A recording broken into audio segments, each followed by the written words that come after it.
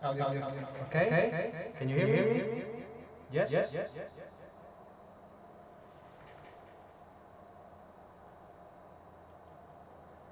Echo. Okay. Let's fix this.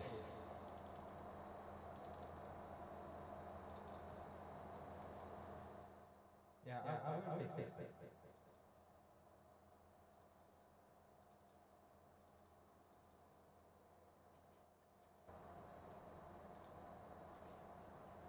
Okay.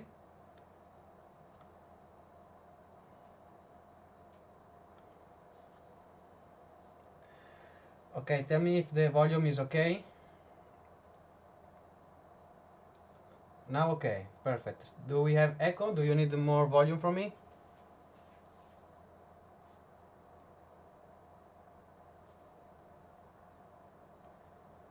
All right. Okay. So we don't have echo. Okay. Yes. Okay. Let me know if we have echo. If you need me to raise the volume or not. Okay. More volume. Okay. Now, fine now. More volume. Okay. Offline. You don't see any video at all. Nice.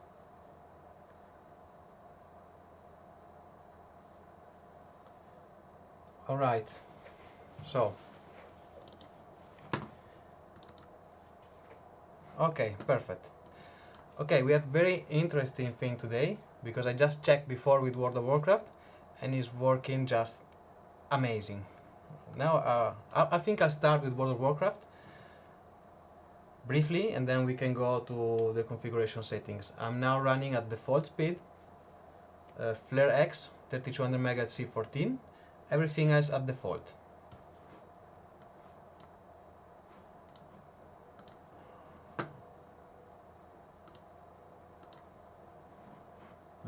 Let me know if you see the screen.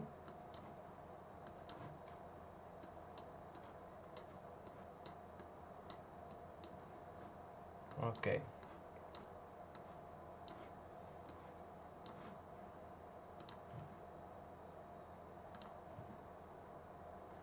Okay, let's start with World of Warcraft first.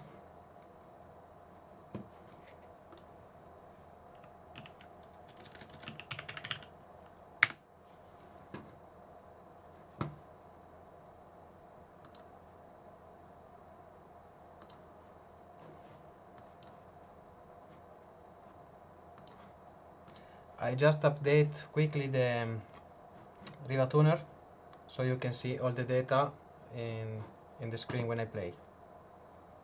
Alright.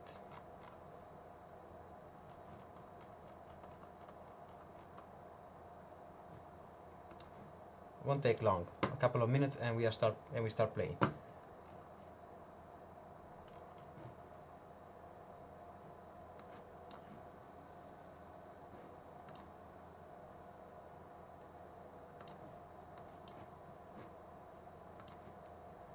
If you check, in the meantime, check the speed. We are boosting with 4.4 GHz and I didn't touch anything. This is just default.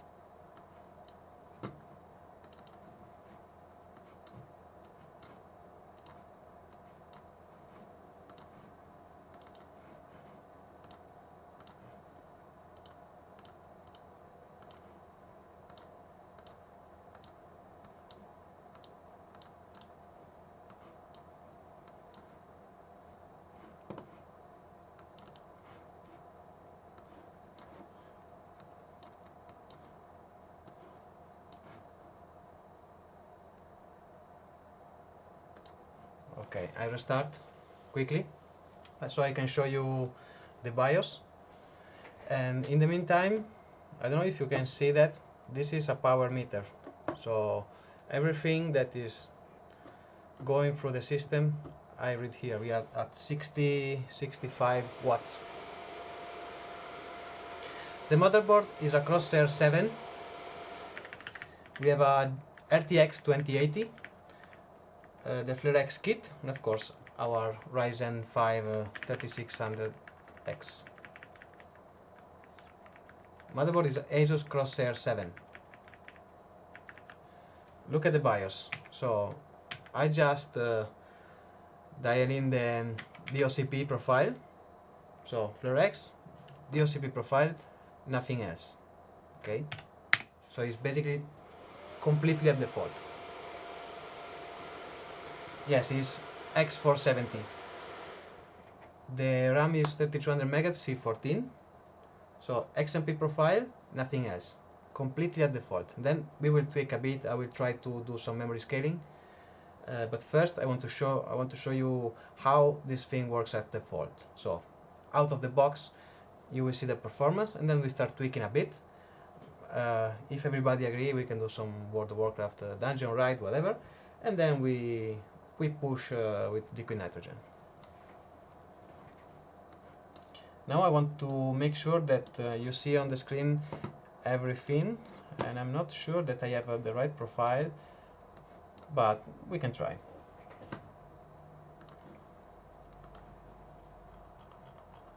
Okay, apparently I have to set up this. Won't take long. So very quick tutorial how to set up the on-screen display. Okay, we want the core clock, okay, memory clock doesn't care. Okay, use it. Right, okay. We want this.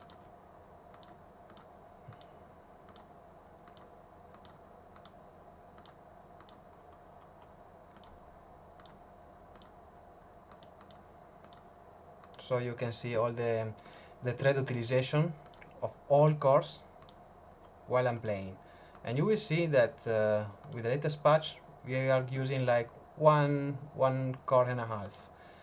It's not yet multi-threaded, so they told us that they implemented the multi-threading, but in fact it's still single-threaded. And yes, core scaling, we have some kind of core scaling, but I think they have pretty much a lot of work to do there. Okay, let's try this. Plus, I want to show you. Okay, we have usage. We don't care about this. Okay, we can set core voltage.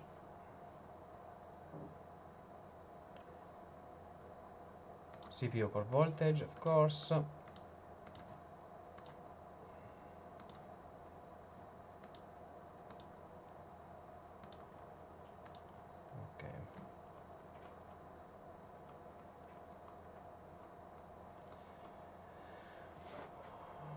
Okay, GPU clock.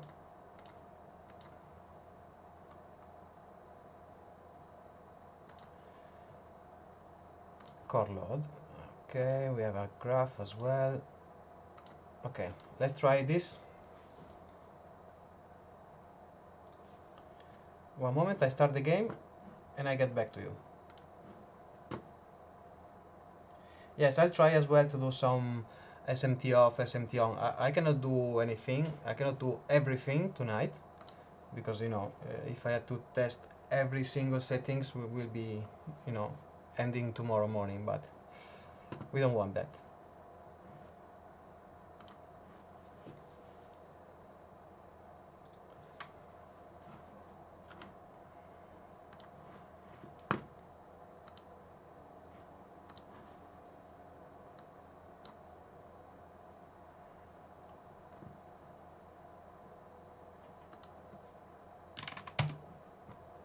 Okay, let's move some stuff. Check the core clock, by the way.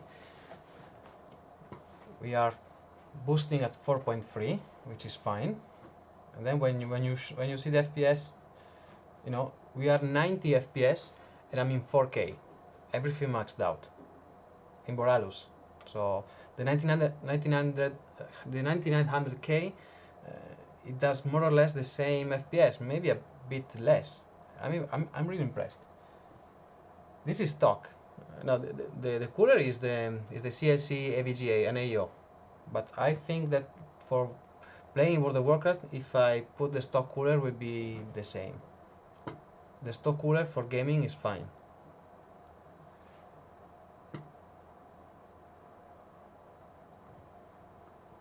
Give me a minute that I clean a bit the screen.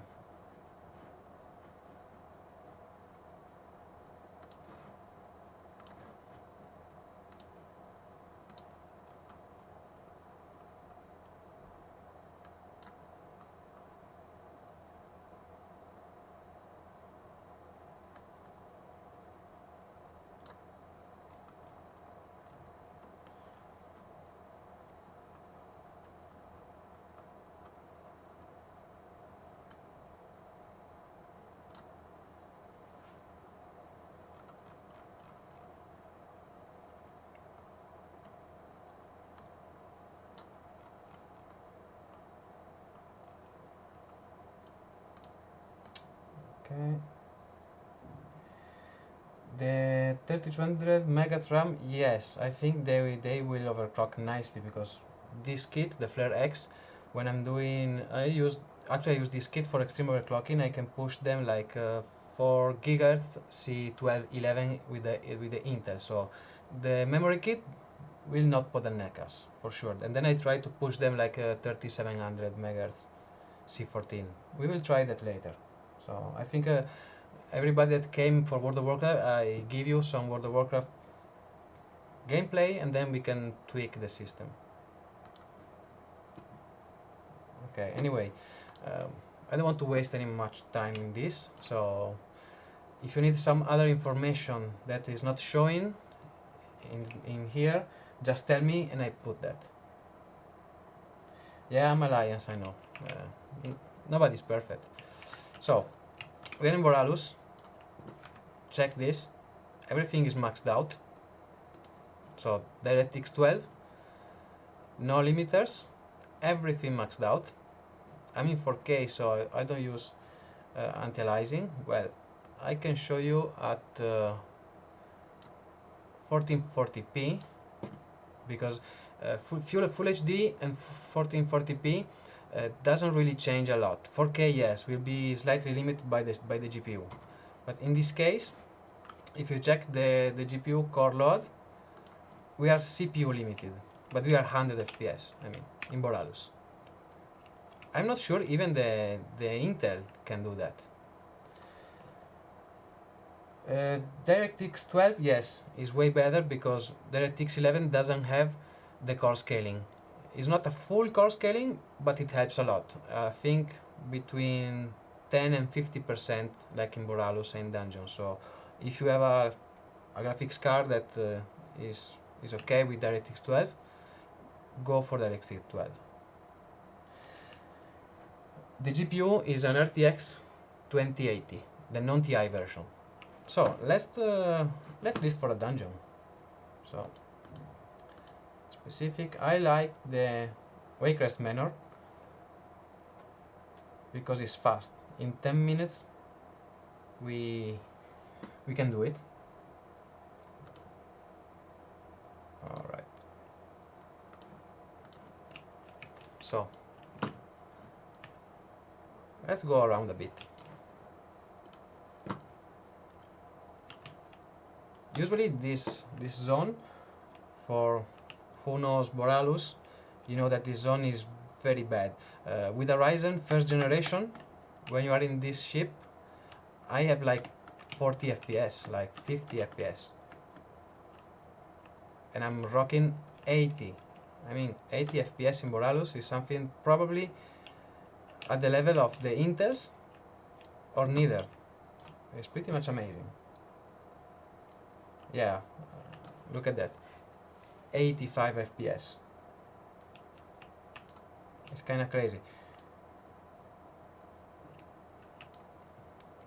I think AMD this time really fixed the gaming performance because World of Warcraft, it may be old, but it's very bad for CPU because it only uses like only one core. Check this, CPU 8, We are only using CPU 8 and some of the other cores. So it's mainly single threaded, and we can measure the single threading performance with World of Warcraft. For me, so it's like a single threaded benchmark.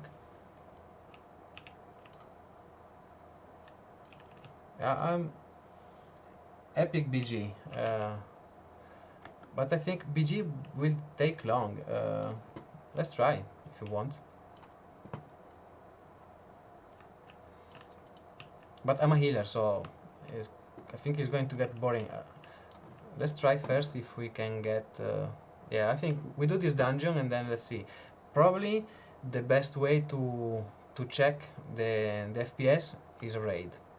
Because BG sometimes, you know, you go lonely in a lonely area and it's not really stressing. The raid is everything there, a lot of spell, and that is really, I think, is the most stressing part. Yeah, BG is terrible. I know that, but I think I know very well the FPS in the raid, so I can tell you more or less if it's similar to the Intel or not. I didn't play too much in the BG. Plus, I don't have much time now. I think it's like 3 months since I didn't play. Oh, come on, declined. I think they are shy. They know they are live on YouTube and they are shy. So you're upgrading to 2700X to... Yes, I think the 3700X will be fine. I mean, if we can have this number with this one, all the model above this, so 3700, 38700, 39700, have much higher clock speed. We are at 4.3 gigahertz at the end, and see, we already have a pretty nice FPS, even at default. I didn't touch anything. And then I think we have the PBO, and we have as well the auto overclock that I checked before, and I think I was boosting almost at 4.5 gigahertz, and I didn't touch yet the setting that, like, the boost, you know, that the marketing Robert Hallock spoke about, the 200 megahertz boost. I want to check that in the BIOS, but I think I have to go in the BIOS to activate it. I think there's a lot of tweaks that we can try, we can check. So, but we have a good starting point, I think.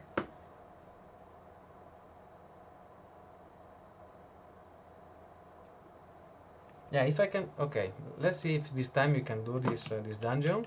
We can do maybe one boss in raid, and then we do standard benchmark, manual overclocking. Oh, 125. I mean, everything is maxed out. And now we are pushing the GPU, because we are now almost GPU limited. I think I don't remember how to play this. It's a lot of time since I played last time. Well, let's try to not get kicked.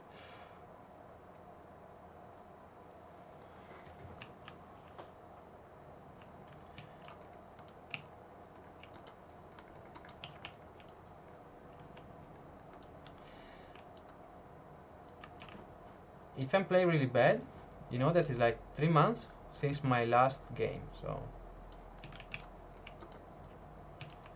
be kind. Come on, guys, let's have some fun.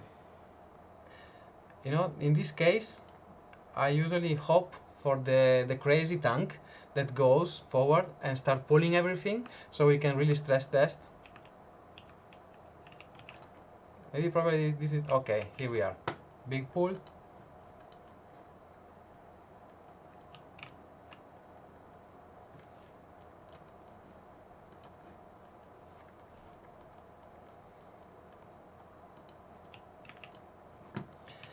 We are rocking 140 FPS.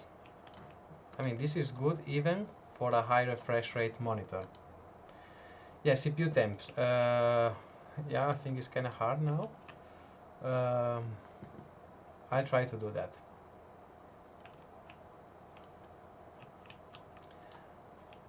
First time I stop, I put that on screen. StarCraft 2. Yeah, why not? But I think, sorry guys, I think that for today we should check a bit the tweaks, and then I maybe do another session only focused in gaming. So I can give you like I can try some presets, and then I can start gaming with the preset. Now I don't even know what is the best performance mode. The 3600, okay, worth the extra money? I think yes, for the boost, because this is boosting a lot. I probably have the 3600 non-X this week. Okay, we are losing player.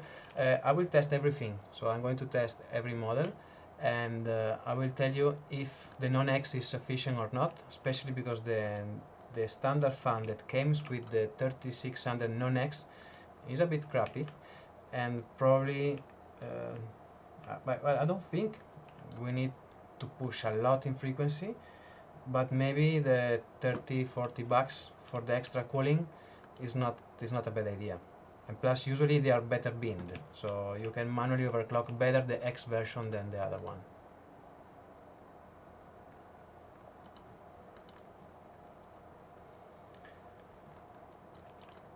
Let's see if I can show the CPU temp.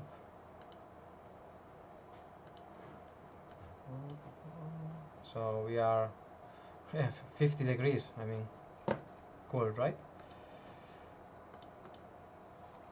I think they are gonna hate me.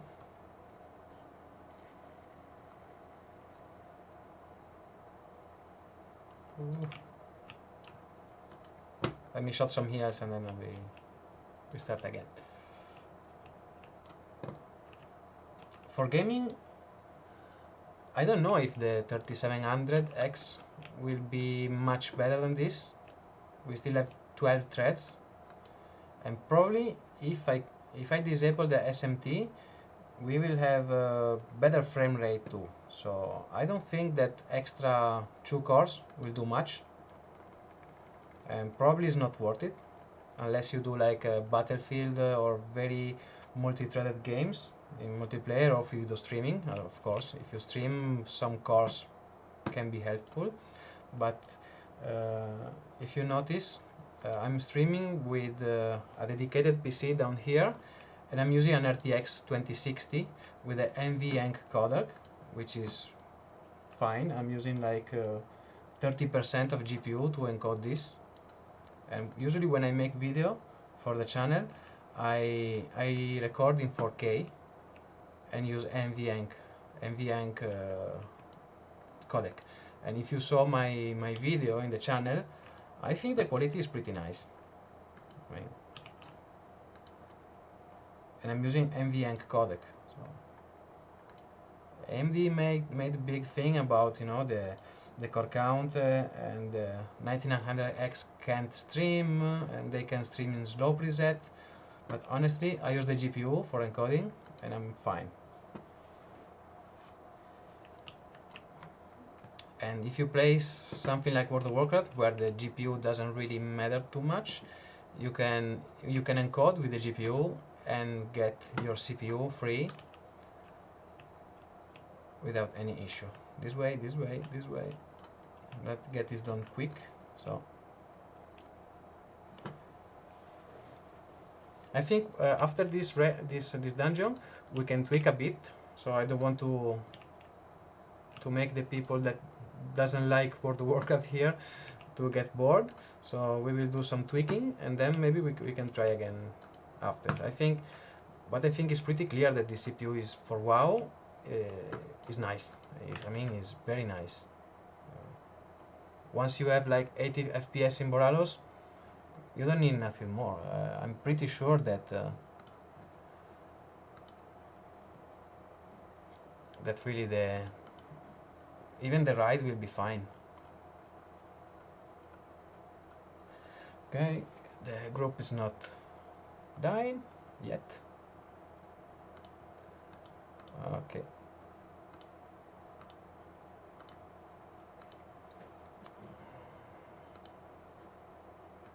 think they're gonna hate me. What do you say?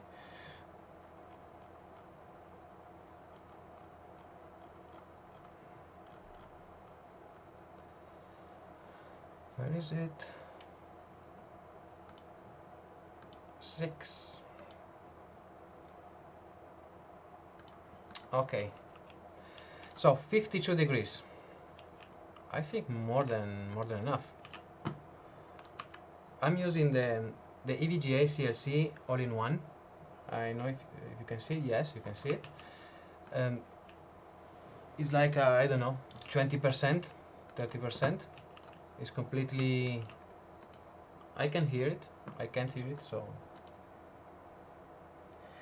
60 FPS in ride. I think yes, because I was playing nicely with the 2700X in ride, and this is much better. So I don't think we will have any issue to play in ride with this. It's like, I don't know, 30% faster, 20% faster than the previous generation. A lot. The motherboard is a Crosshair 7. But mainly, if you saw my previous video, if you want to tweak the Ryzen, you have to tweak the memory, because especially now with the boost, we are boosting 4.3, and with this IPC improvement, you have pretty much frequency. You don't need much more frequency. You need memory speed that can feed the cache, what they call game cache. So there's 62, 64 megabyte of game cache, and you have to feed that. So if you feed the cache, you will have FPS, because gaming are not like application. They do random request, and you need fast memory. So the best combination is fast timing, so lower timings, and fast speed. I think the sweet spot will be at 3700 or 3800 C14.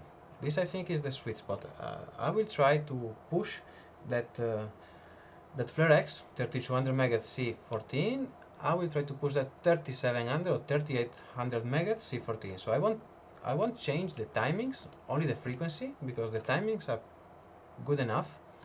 Probably I will try to do like 1.5 volts or 1.55, something like this. The FlareX are B dies, so if you buy a FlareX, you have a B die, so, and a good B die. And now you can find it for like 150 euros. So they are lowering the price actually. And for 150 euro dollars, I think is the deal, because even if you buy some like 4 gigahertz memory stick, you will find more or less the same chip. So yes, I know. I don't want to go over that, because there's the multiplier. So I think the sweet spot is 3700, 33 megahertz C14, and just to stay below 10 multiplier. So for that I think is the sweet spot, 3700 C14. I want to try as well to go past 3800 to see what happens, but probably I think, because I try always to find the best way to get the performance without tweaking too much, because I do extreme overclocking. I can spend weeks doing 3 in the morning tweaking the memories, but I think it's not what you will do, because you don't want to, you don't have time. So I will try to find the best tweaks with the less time possible. I mean, this is my kind of philosophy. I will try to give you the best setting possible in less time, because I don't think you care much to spend nights testing memories. It doesn't make sense.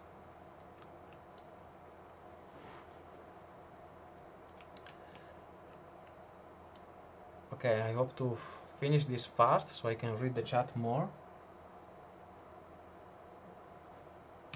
So if you want to ask something, write again in the chat. I try to watch it more. So what do you think? Write me in the chat what do you think about this FPS overall. So we saw 170, 160.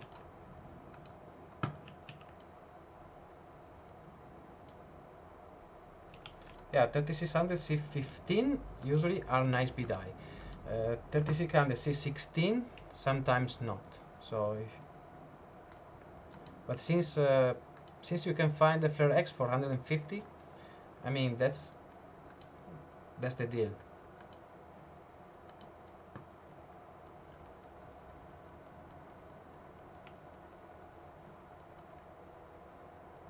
Ooh. Let's cast an instant.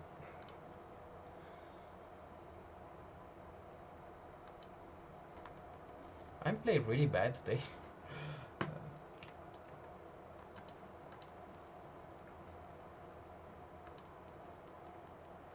The lows, yes. Let's see if I have.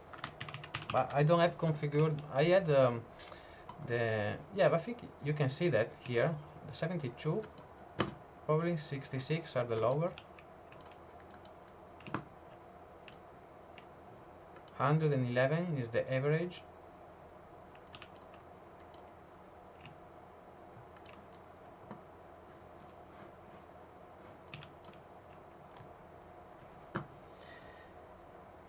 Now I'm playing at 1440p.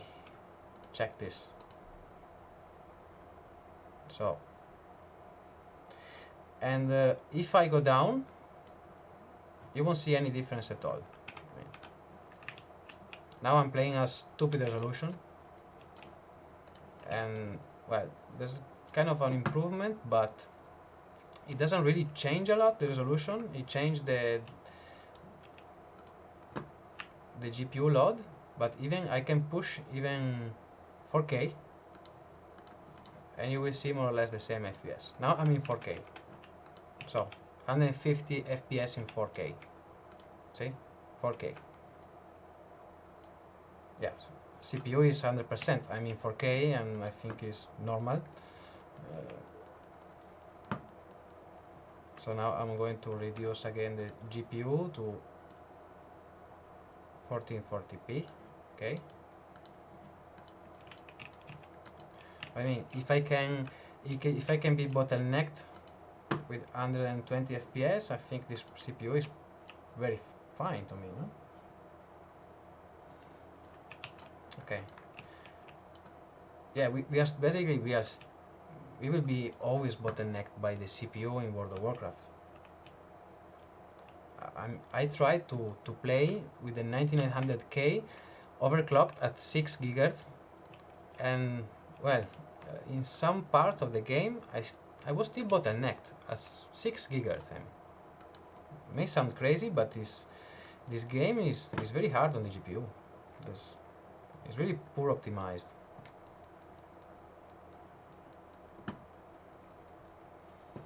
I mean, now a lot of spell. We can go below 100 FPS, 132. Everything maxed out. I will of course do the testing as always, but I think we will be really we'll be really close to the 9900K.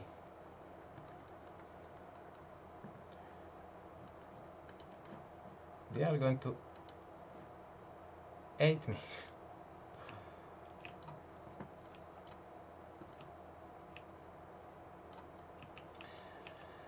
Oh, I feel bad. I'm playing really bad today.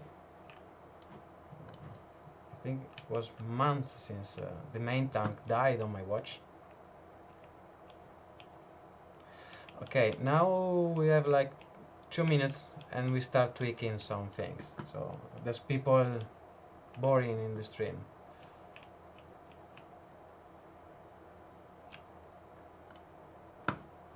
But it's good to see the boost. One thing that I'm a bit surprised, because they, in theory, with the new driver, and I have the new driver here, the clock should have been like more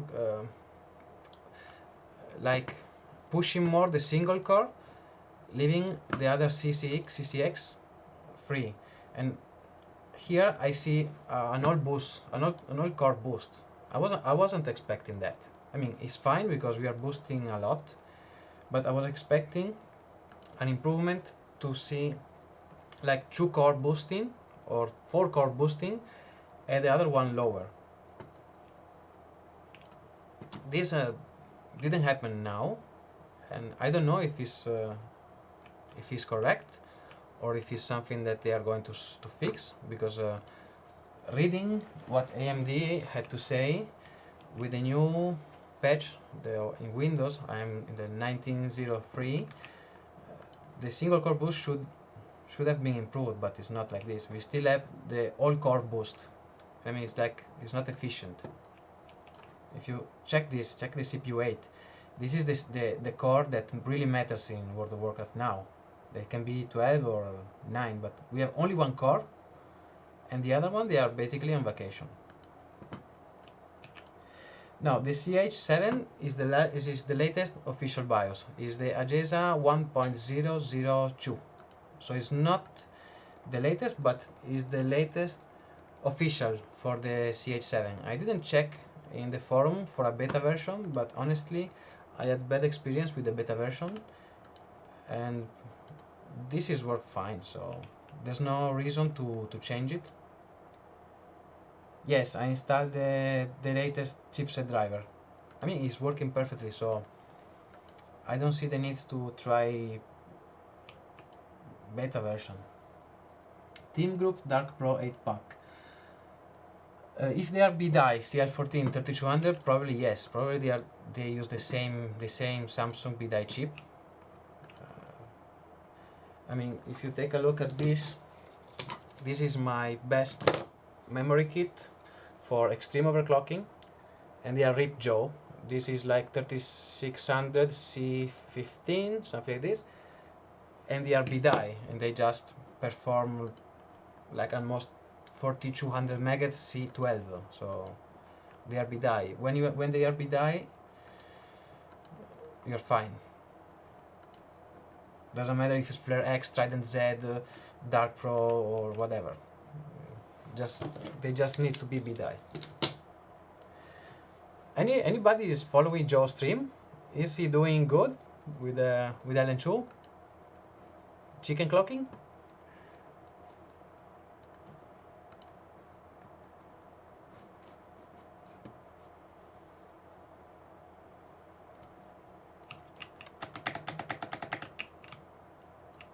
Oops, my bad.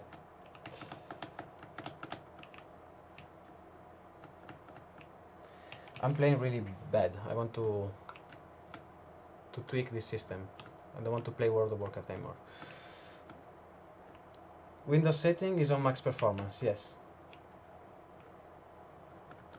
They are so slow, this group. I mean, usually when I was testing the review, the CPU roundup, I was always with very fast group. I did this instance in like 8 minutes, 9 minutes. Now we are taking ages. Take really ages. Yes, graphics settings. I'm maxed. Everything is maxed out. Everything is maxed out.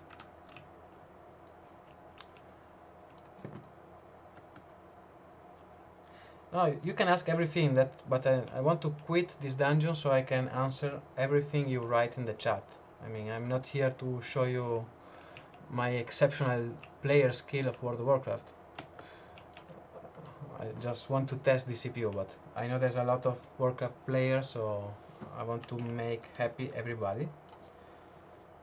Yeah, we have finished basically now, so I don't want to leave at the last boss. I mean, it's rude. It's really bad. I don't want to ruin my karma for that, you know, leaving the group at last boss. I don't care much because I'm already well equipped, but you know, right, okay. Let's have some fun. GG. I played. Thank you. Goodbye. Okay, so let's start doing something interesting. Because before starting the stream, I test some very curious and nice features that I'm going to show you. So latest BIOS in streaming. Yes. Well, I think you know what I did to fix the audio issue. I stopped the stream and I restart the stream. Nothing else. So this is a YouTube problem. I'm pretty sure that I was fine. Alright, so let's do now I'm at default. So what I'm going to do is to check the score at default and try PBO, trying the Auto C, and I would like to check in the BIOS if the AMD thinks that they told us that we can push 200 MHz more is true or not. So basically I want to do this thing now, and I want to read the chat. You have other RAM like 3200 MHz, CSC to test? Just to give you an idea, this is the RAM I'm actually having now a lot. Sniper X, so these are Hynix CJR. I have a Hynix M, another B die. I have as well Micron M. I have a lot of memory kit. So during the next week I'm going to do a video dedicated only for memory. So I'm going to check this configuration and I'm going to try every single stick, and I will let you know if it's good or bad, if it can be overclocked easy or not. So I think there's a lot to do. I would like to have like 60 hours per day, but I didn't. Micron EDI, no, not yet. It's the only one that I miss. I have Micron C. Okay, so we have 1475. And keep in mind that inside here now, I turned off the air conditioning and it's pretty hot. So just to show you, like cooking myself, we have 30 degrees now. So it's very hot in here. So the performance may be lower than a normal home. But to avoid the noise, I turned off the air conditioning. It's really hot. So it's good to stress test the CPU because we are kind of in an unusual situation. Now I thought turn it on is really noisy. Then I will cool the room with the liquid nitrogen. It's cooler. Yeah, it's hot. Okay, so 1475. I do another run. In the meantime, I think I'm going to reinstall Ryzen Master because it wasn't working properly.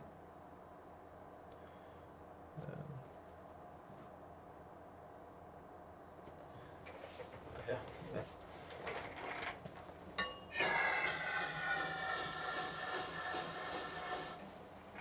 So let's call it with LN2.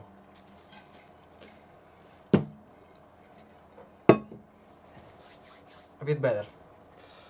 So, okay, 1468. This is the maximum we can have, and yeah, let's have some fun.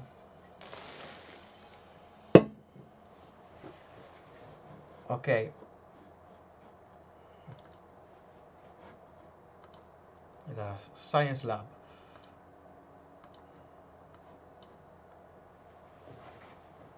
Single thread. You want single thread? Okay. I will do single thread, and when this thing does single thread, I'm going to take some water, since we have to wait. Single thread is fine. You will see now. So, since we are going to wait a bit, I'm going to grab some water and I come back.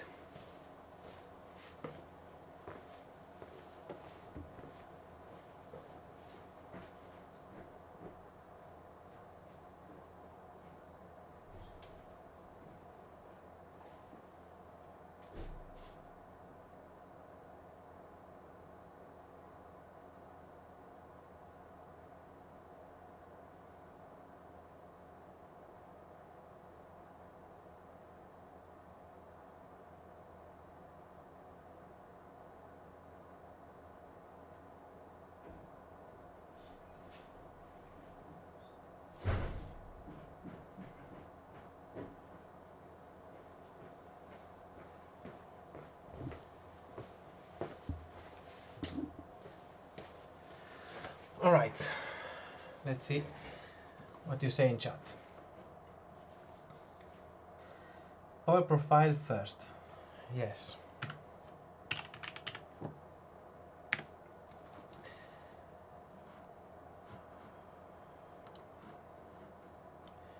High performance. So I usually set everything in high performance by default. I mean, I don't care about saving a couple of bucks for for performance.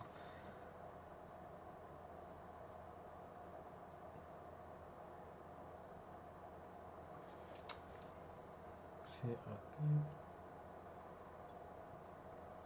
But I think this score is not a real score because it's hot. Basically, it's really hot now.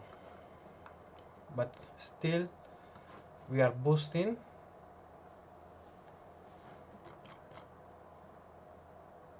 Let me check the core speed. So if you see the maximum, we are 4.4 of boost. So I mean it's fine. AMD advertised 4.4 and we had 4.4.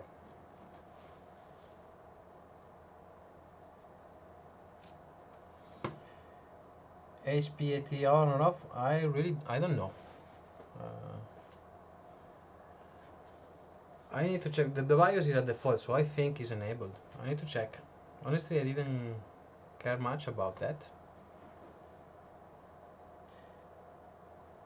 Yes, why not?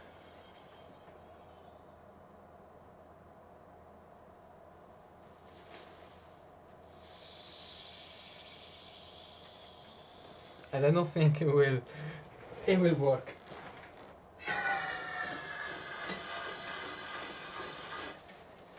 So let's cool the cooler. Science experiment.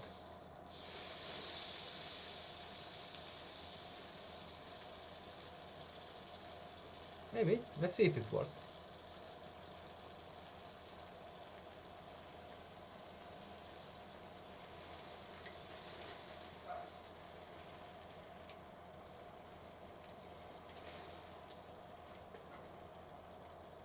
Nah, didn't work. So, well, actually, the fan is a bit freezed. Look at that. It's frozen. But the liquid inside didn't have any lower temperature, so useless. Okay, 198. This is nice. I mean, we are really close to Intel performance and we are at default. So let's try to install. I think I have to install again Ryzen Master.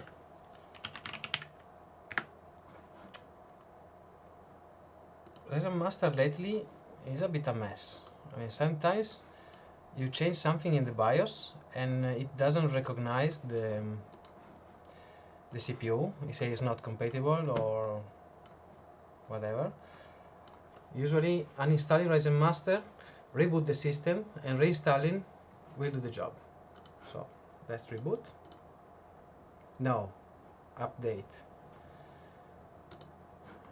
You know, Windows, when you are in a live, best time to do the update ever. Okay, time to read the chat. Trying to undervolting. Yes, one thing that I would like to do now is to do the PBO and then to undervolt a bit. Usually with minus 0.075 to 0.1 help to sustain the boost clock, because you know the CPU is more efficient and there's less power draw, the VRM are less stressed, so the algorithm inside can allows you to boost more. Usually is effective. I did the 3700X performance guide and the undervolt actually works. Is a good thing. The thing that is not, I mean, I had to check with this, but usually the Ryzen is not working, is the base clock OC. It is more like a placebo effect. I tested many times with many different versions, but it doesn't. It's a placebo. You have higher clock, but it's peak higher clock. You cannot sustain that clock. And overall in gaming, in application, in rendering is lower. So base clock OC, not worth it. RAM 37, okay. Yeah, we're going to try that. So first I'm going to check if I can install Ryzen Master, because there's an interesting feature that is called auto overclock, and I activated that before the stream with another SSD, and I was having like almost 4.5 gigahertz of boost with two clicks. You go there, auto overclock, you click that, the system restart, and you will have a boost at 4.5, and I mean it's fine, and you have a more sustained clock overall. I was getting like 1660 in Cinebench, a lot.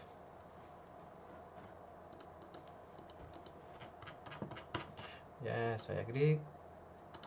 Install.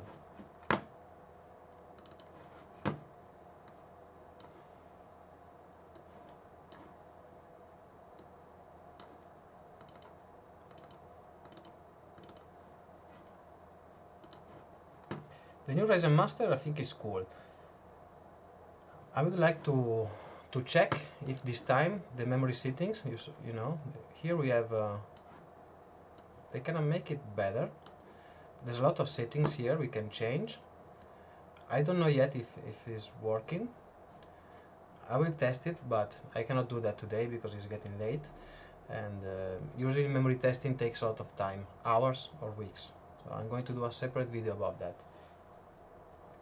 What I'm going to show you now is the precision boost overdrive. So everything is maxed out. Apply. No. Out overclock, no.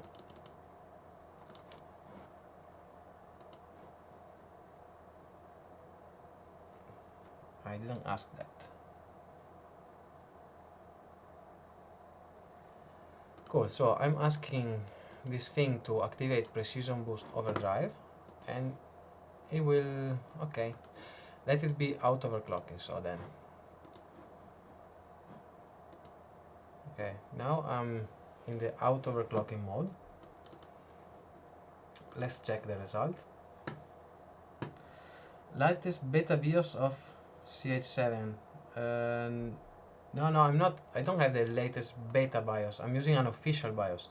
Usually check overclock.net, and there's a thread with the latest BIOS, but I'm not sure if it's a good idea, because most of the time when I tried beta BIOS from ASUS, I got a lot of postcode, weird postcode, and the system was not very stable.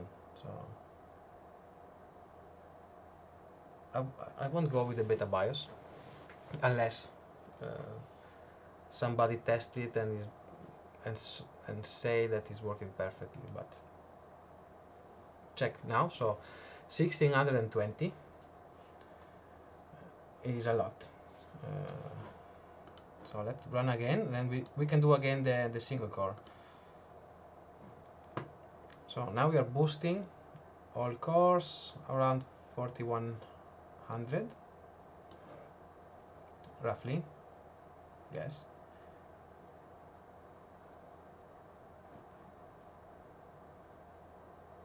So for a 6 core 6 thread, 1620 is enough. It's a lot. Okay, so let's check the single thread. Single threading is now boosting 4.2 roughly. Yes, so I see some thread roaming here. I was expecting like a real single core boost and all the other cores like not shut down but lower. And here we see still some roaming around the cores. And in theory, with the new chipset driver and everything. Shouldn't have happened, but when the performance are fine, it's okay, whatever. Memory page, yes, 1600 megahertz or 3200 megahertz C14. This is everything at XMP profile for the Flare X.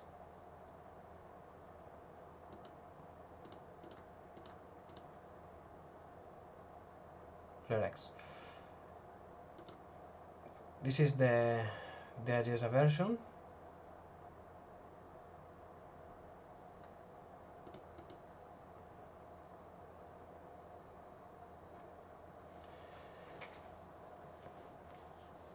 I think the single core performance should be something like 202, 203, so very similar to the Intels.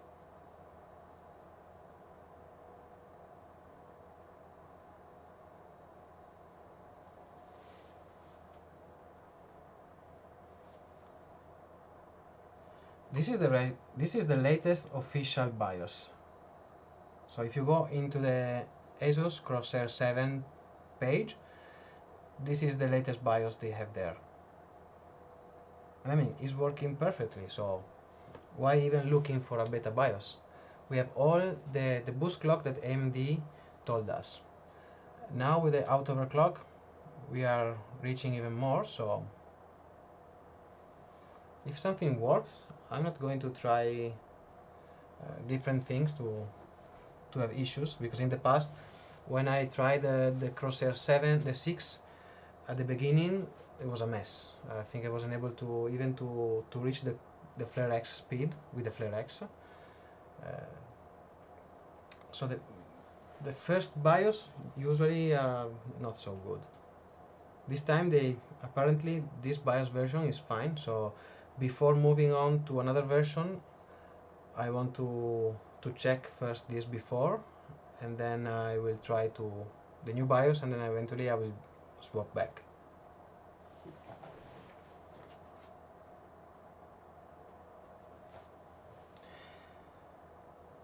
The GPU is at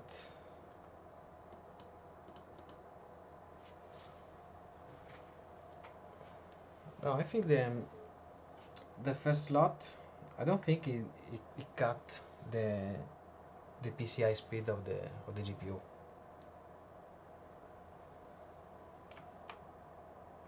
I think it's the second one.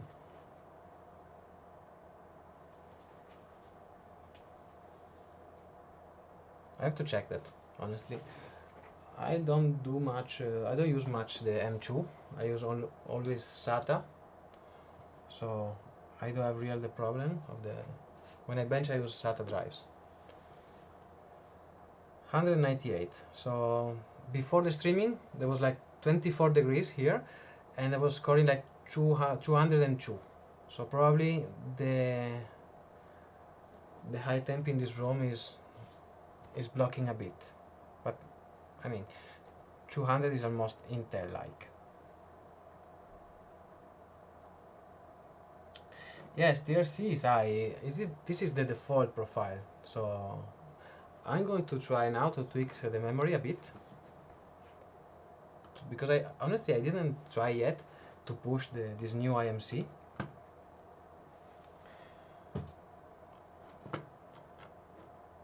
So we saw that the auto overclocking seems working. Let's try to push a bit the memories.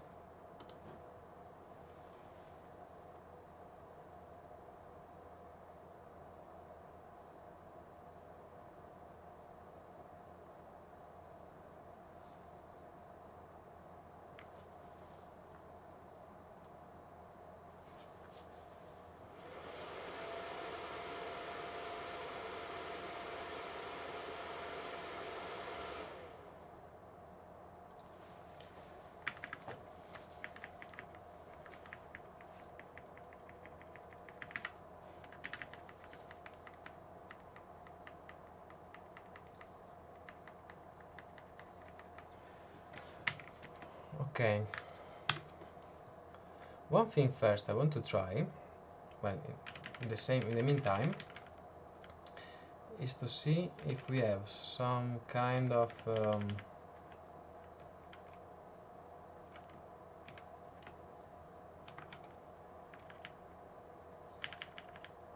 yeah, MD told us that there was like a 200 megahertz improvement. Maybe it's here. Manual CPU. Cool. I think I have to take some time and check all the settings in the new BIOS. So overdrive, advanced, okay. Limits, okay. Scala doesn't matter.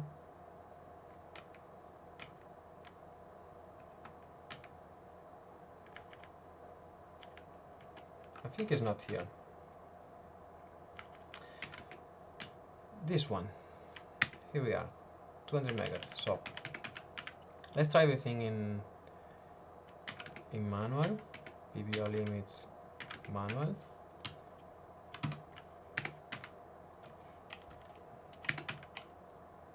So basically no limits. Scalar 10. Okay, 200 megahertz. Thermal throttle manual. Okay, my bad. And okay, so here the precision boost overdrive should be maxed out. So we should have 200 megahertz more. Everything maxed out. Let's see how it's going to work. Memories.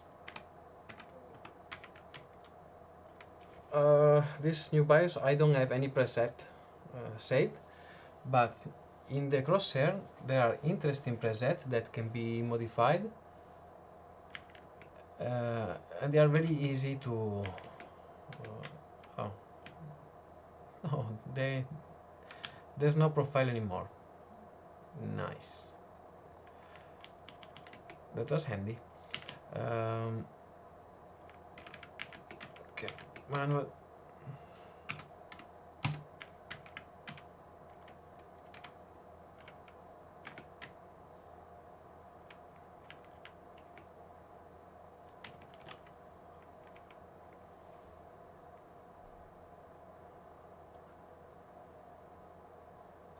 The auto C was working. When I tested it before the stream with the auto C, I was almost at 4.5 gigahertz boosting. I mean, not all cores, boosting. So the auto C actually works. But I think it's more for gaming, because if you push Cinebench, you have a big load on every core. You will not boost all core at 4.5. But if you enable auto overclock and you start a game, you will see that the spike will do like 4.5 or something similar.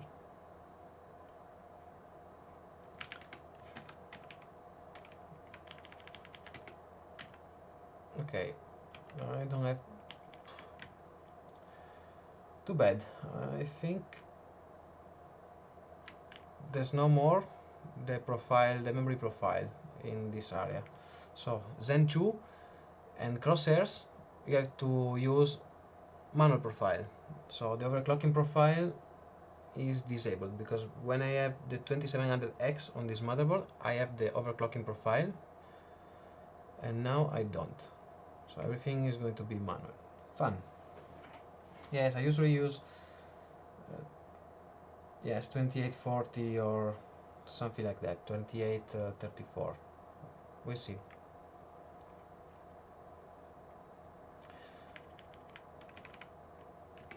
Let's try this.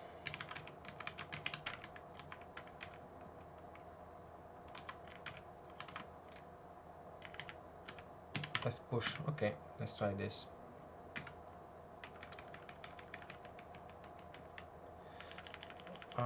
This is important. Let's try to 280, and then we can lower it down a bit. 20. We can leave that in auto.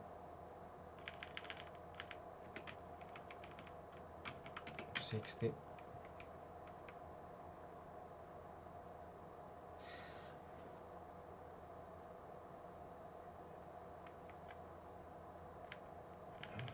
Okay, let's try to set everything on manual, since thank you Black Eye.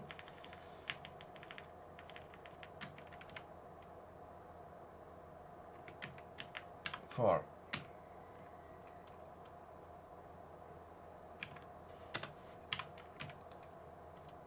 16.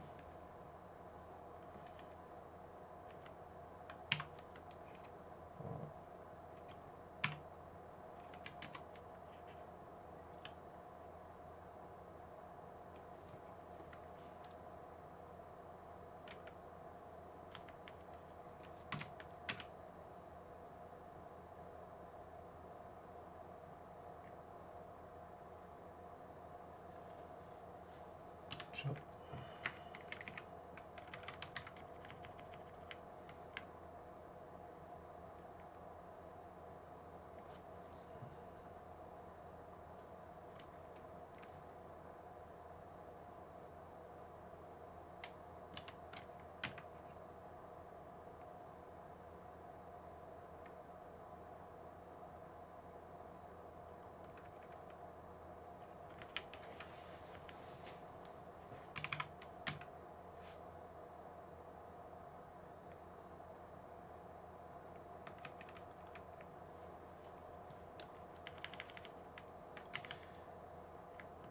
yes, we can try like this, but honestly, memory tweaking takes time.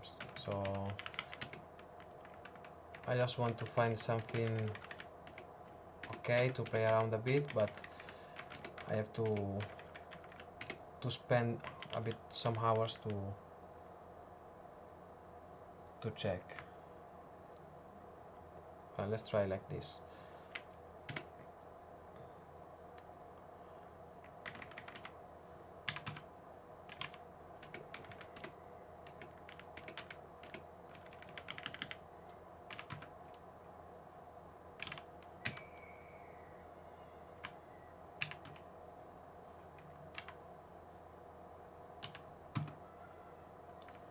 Okay, this should be enough.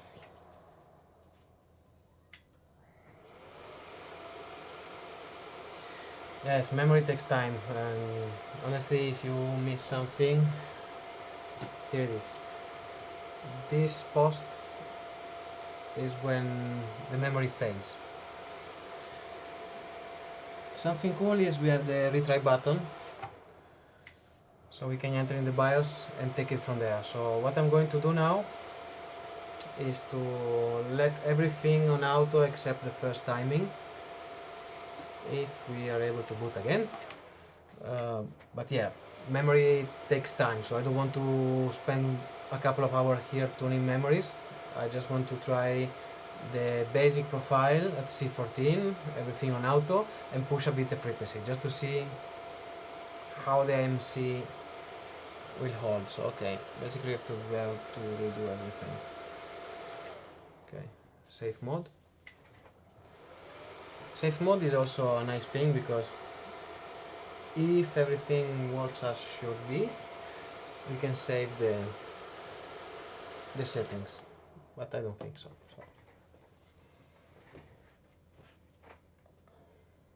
Yeah, I know it's Wednesday, so I have to work tomorrow, so probably now we are going to try a bit the precision boost overdrive, the auto C, and we can do some liquid nitrogen.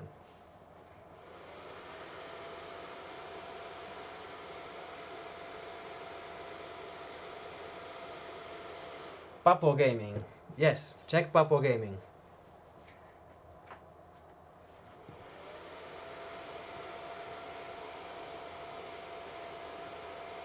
Anybody was looking tonight at the session of Joe, Bearded Hardware? You know if they are LN2 overclocking? Okay, spec. We have a Crosshair 7, Flare X 3200 C14, and what else?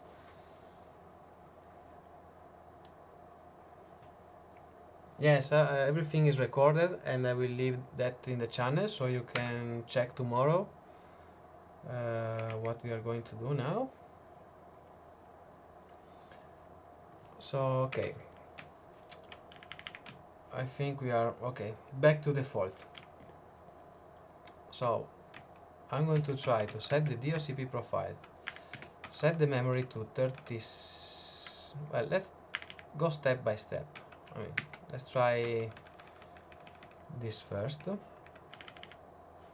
1.32 sock voltage should be 1. Let's try 1. Okay. The precision boost overdrive. I have to put everything as it was before.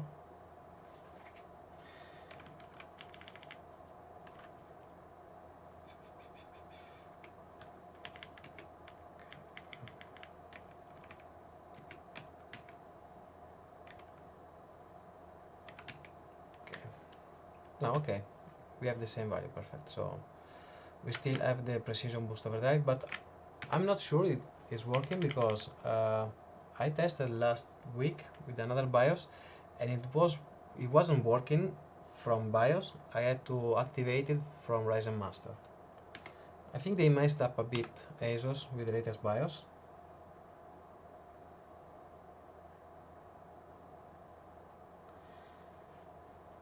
Allora, okay, alright, so we have the PBO. We have the RAM at 3500. Timings, let's leave auto.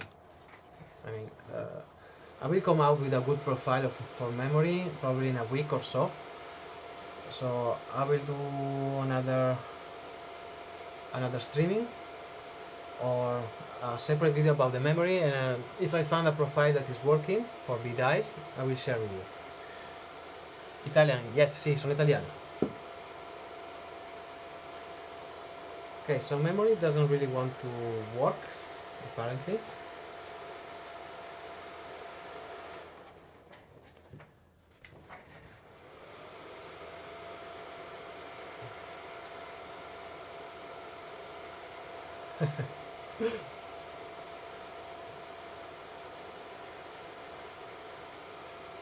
Okay, the chat is going to be a football chat now. Okay, so memory overclocking is not going to be done today. So I'm going to leave everything at default. I don't want to waste any more time. Probably, maybe it's the BIOS, but honestly, Asus told me that they are going to send me a Crosshair 8. So I don't want to spend too much time with this board. So I really hope that Asus send me the Crosshair 8 really soon, so I can start working a memory profile on that motherboard. So yes, I think we leave the memory in the OCP profile and we can work on the CPU, because honestly it's going to be late and I want to show you some LN2 overclocking, because I'm really curious as well, because I want to know if there's cold boot bug, cold bug, maximum frequency, and I really want to cool this motherboard. And for the World of Warcraft guys, I have to do some testing. I want to do everything, you know. Usually I do one dungeon or one raid. I do it 3 times and I do the average, but it takes time. So I would like to do the things properly. So I do minimum 3 runs and I do the average. If something is not working or I think is not really good, I restart. So benchmarking World of Warcraft is difficult and is long, but I'm going to do it, and I will probably do more live dedicated to World of Warcraft. So everybody that came in the stream is only for World of Warcraft, and the other guys doesn't get bored. So I will probably do a World of Warcraft dedicated stream. So we avoid the people coming to the stream to see LN2 and they see World of Warcraft, they get pissed, and you know, it's not good. So default DOCP, and let's check the precision boost only with the memory at default. Advanced.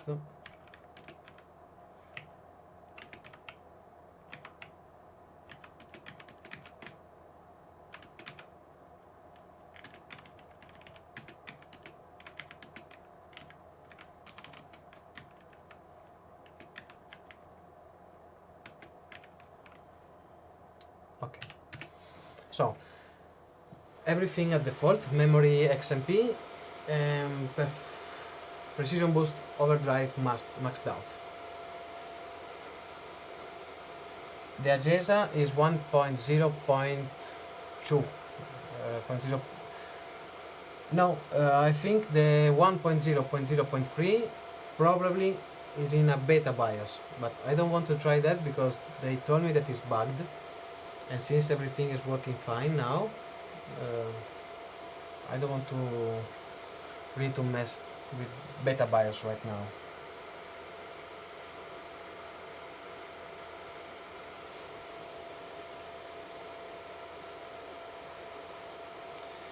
I think there's some issue with precision boost overdrive, because if I set precision boost overdrive, as you can see the motherboard is not booting.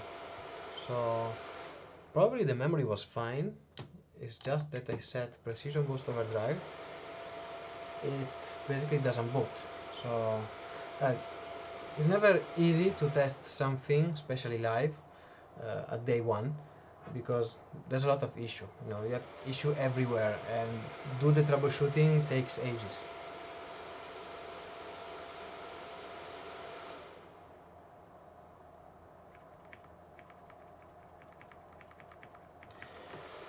I think at this point it's almost useless do anything, because they fix something and they broke something else. So honestly, I think what I was eager to see is the performance of the CPU, and we saw that the CPU is capable of gaming in single core pretty nicely. That's what really matters. And for the memory and the other things, I mean, I think we need a couple of versions more to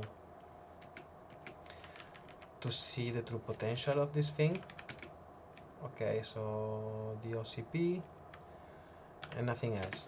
I want to show you the auto overclocking. So we are going to try the auto overclocking now, and then we go to liquid nitrogen, because I want to chill everything. So. Even with the DOCP memory profile, whatever.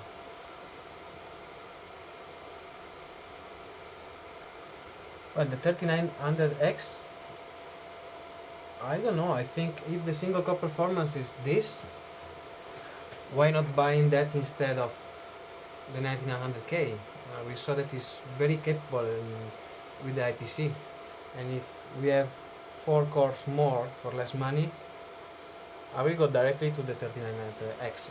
I'm going to test it and compare it against the 9900K. So in a week or so you will see some testing with that. And well, once you saw head to head, you will decide. If you can wait a week maximum, and you will see my test.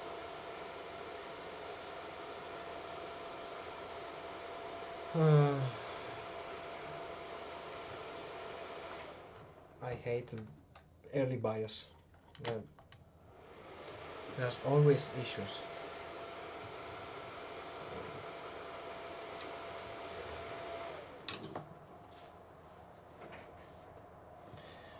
Yes, I did clear CMOS a lot of times. Yesterday I was preparing the motherboard and I update the BIOS. I put the 2700X.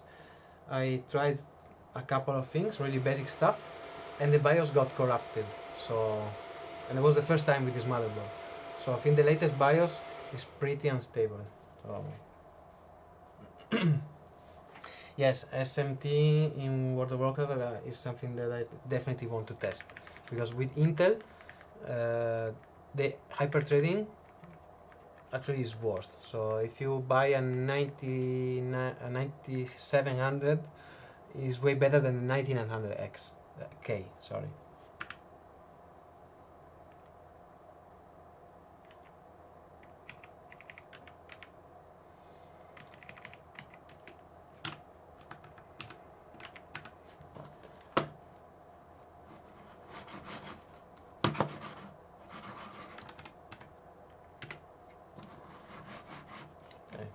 lost the mouse. Fine. Let's see if I can boot at default, because at this point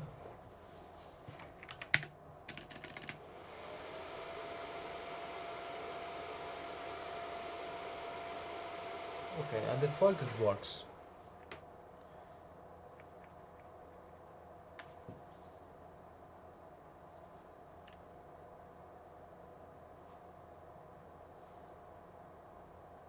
Yes, the World of Warcraft test was very good, because if a CPU is good on World of Warcraft, is good pretty much on everything else.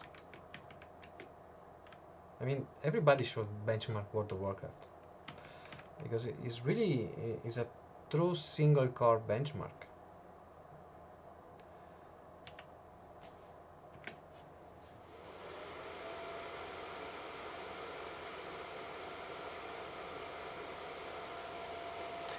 It seems that the motherboard doesn't want to work anymore.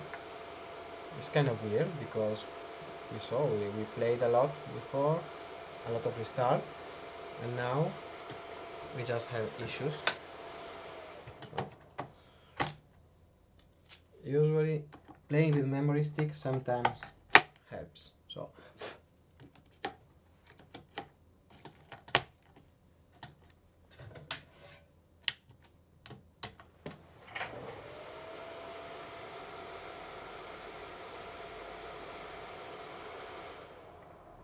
yes, but then I reset CMOS a couple of times. I load the default and it's still not working. So this is something weird going on here, and do a troubleshooting on a live, I think it's not the best time. So let's try this. Usually swapping the kit sometimes works. I don't know why, but sometimes work. Well, I think now the motherboard rebooted well with the C14 profile. So let's try the auto overclocking.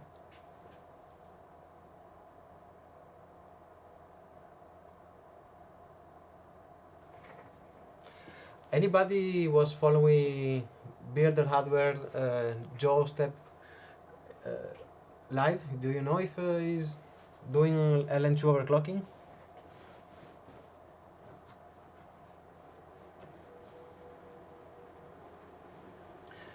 Okay.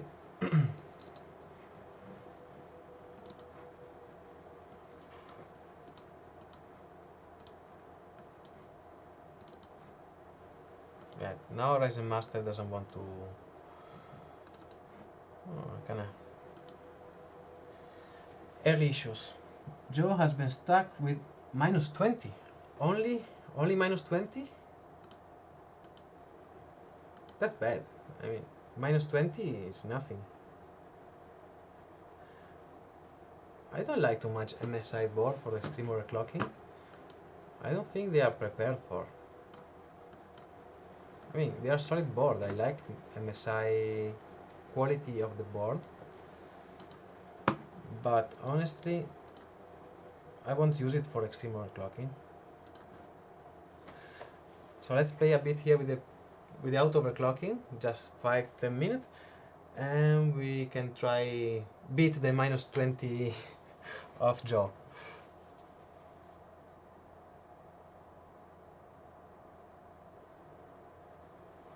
Yes, now at the next restart, I'm going to check the PCI Express 4.0.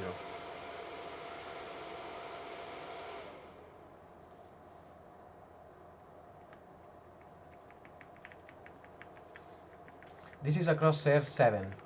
I'm waiting the Crosshair 8 from Asus, but I don't have any date yet. PCI, I don't know even where we can see that. Where was that? I think it was in tool. This one? No. Do you know where? Advanced. Okay.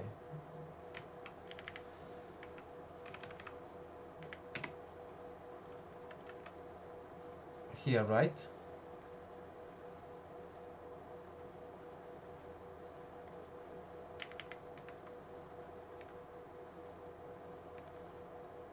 this one, right? No?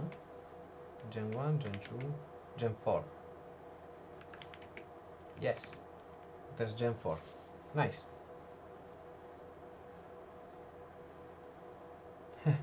I think I need the Crosshair 8 to rock all the first position in HWBot for AMD.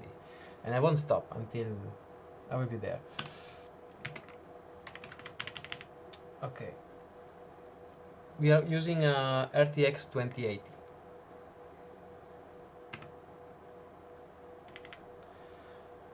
Okay, so let's try this. I really want to try to cool it down a bit with liquid nitrogen because before it gets too late. This is something I want to know for myself. If we have strange cold bugs or not. Because you know, one thing about AMD extreme overclocking, at least before this generation, is just you can go full pot and have fun. You know, you put everything there, you fill the DWAR, you fill the CPU pot, minus 192 degrees, and you know, bench. If we have a cold bug, it's getting pretty annoying. I don't like to fight with the cold bug.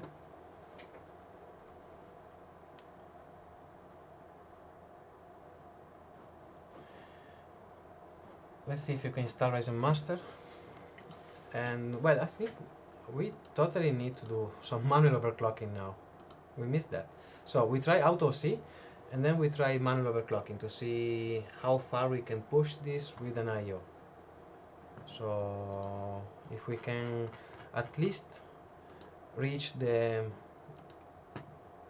boost clock.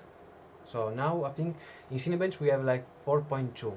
So if we can reach 4.3, and we was playing World of Warcraft at 4.3. So if we can manual overclock above 4.3, maybe with this generation the manual overclocking is still useful. No, Ryzen Master usually doesn't break. I mean, if you change CPU with the same operating system, sometimes it breaks. But I think probably it's a BIOS version issue that doesn't really cooperate. Now it's working again. So what I'm going to do is the auto overclocking. Apply. Now the system should restart, and we should have the boost clock 4.5, 4.47, I think.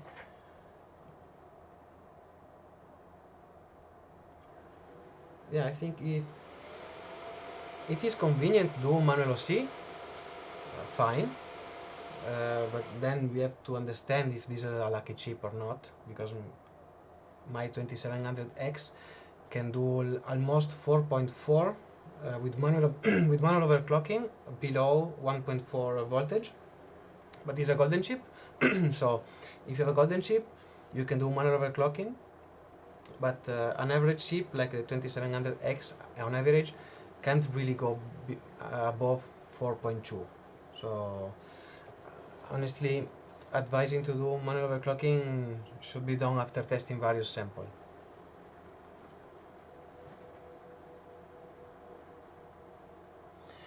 Yes, I mean the average 2700X do like 4.2. I have this one precisely, that can do almost 4.4 with 1.4 volt, but it's a golden chip. This is probably the fastest Ryzen in HWBot. So usually precision boost overdrive and auto C is the best choice. Usually, I mean, if you have an unlucky chip, yes. If you have a golden sample, well, lucky for you. So now let's test the auto C, if it's working or not, and if it's working good or not.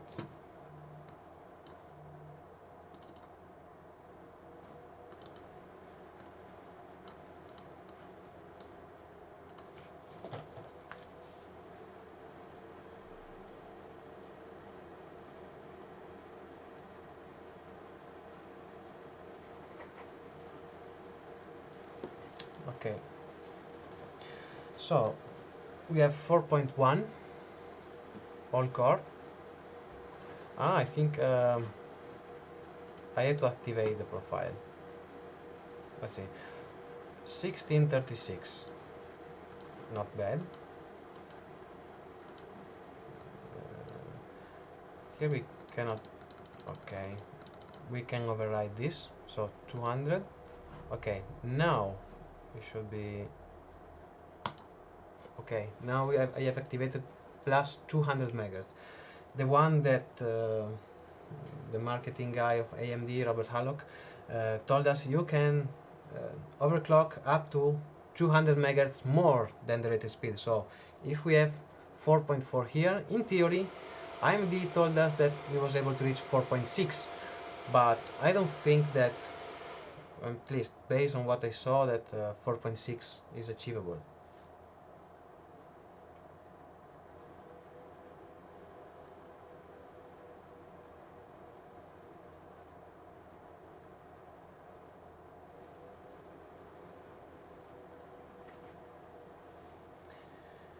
Yes, usually to test the CPU I use Blender benchmark, the complete benchmark, which is 1 hour long, and then I monitor everything, the voltage, the sensor, the frequency. A test that we can do with liquid nitrogen is to set a load and cool the CPU like I did in my last video. So we can see how, let's say, we take off the equation the temperature and we see like at 0 degrees how much it will boost. This I think is very interesting.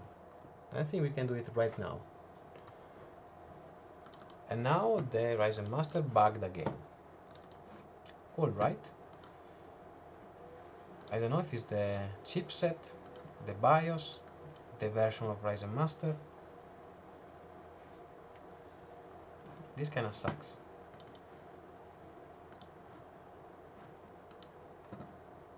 I mean,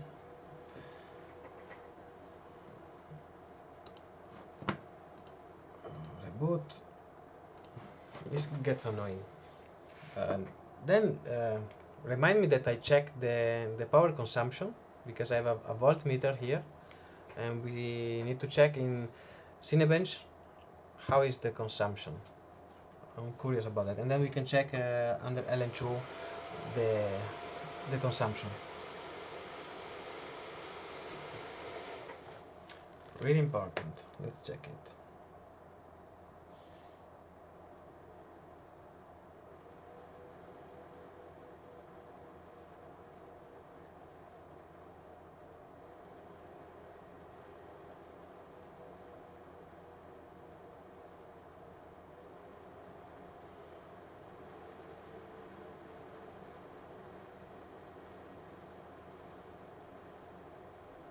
Yes, I know. I always try to overclock the memory than the CPU. In all my video, I always tell that leave the Ryzen as it is, maybe with a precision boost overdrive, and just overclock the memory, because it doesn't really matter if you can squeeze 50, 100 or 100 megahertz. It doesn't really make that difference. Overclocking the memory and the sub timing, yes, it does. I will read your message later with more time. So, yes, the memory is the first thing you have to do in Ryzen. Before spending money in cooler or whatever, memory. Memory is the first thing. Let's see if we can install Ryzen Master, if you can try this thing, and then we do some manual overclocking and liquid nitrogen overclocking because it's getting late. I start to cool down a bit the viewer now.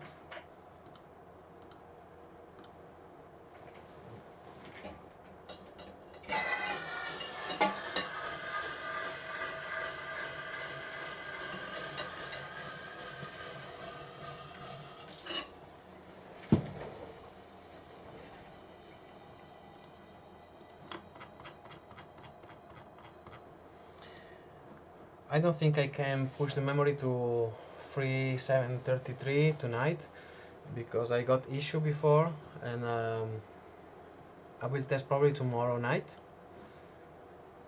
And when I find a good profile, I will do another live stream and I can show you the timings, but usually I need a couple of days to work on the memory to find the good profile, the right profile. So auto overclocking, oh, I think you have to do everything from scratch. Okay, SMT 200 megahertz. Okay, now it's working, so let's test it right away. Then we do some manual overclocking and liquid nitrogen. I want really to submit some scores in HWBot.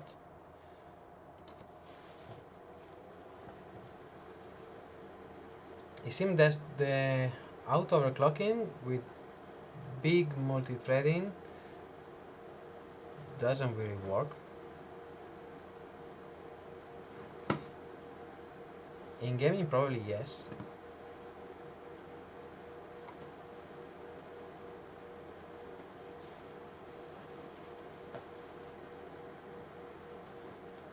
Okay, so I think I'm going to test another day these features. It takes time, so I want to do the thing carefully.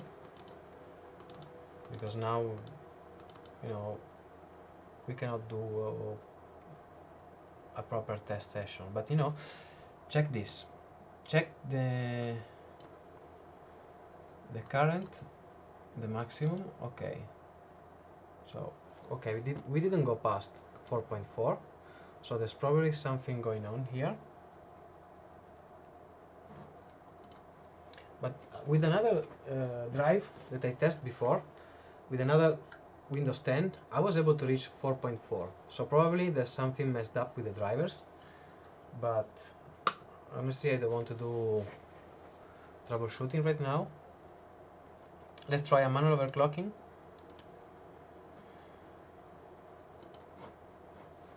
And we go cold. Yes, I think I'm going to do proper testing with all the patients and do a proper video like I do always, you know, without talking too much and with summarized benchmark, graphs, everything, you know, everything properly.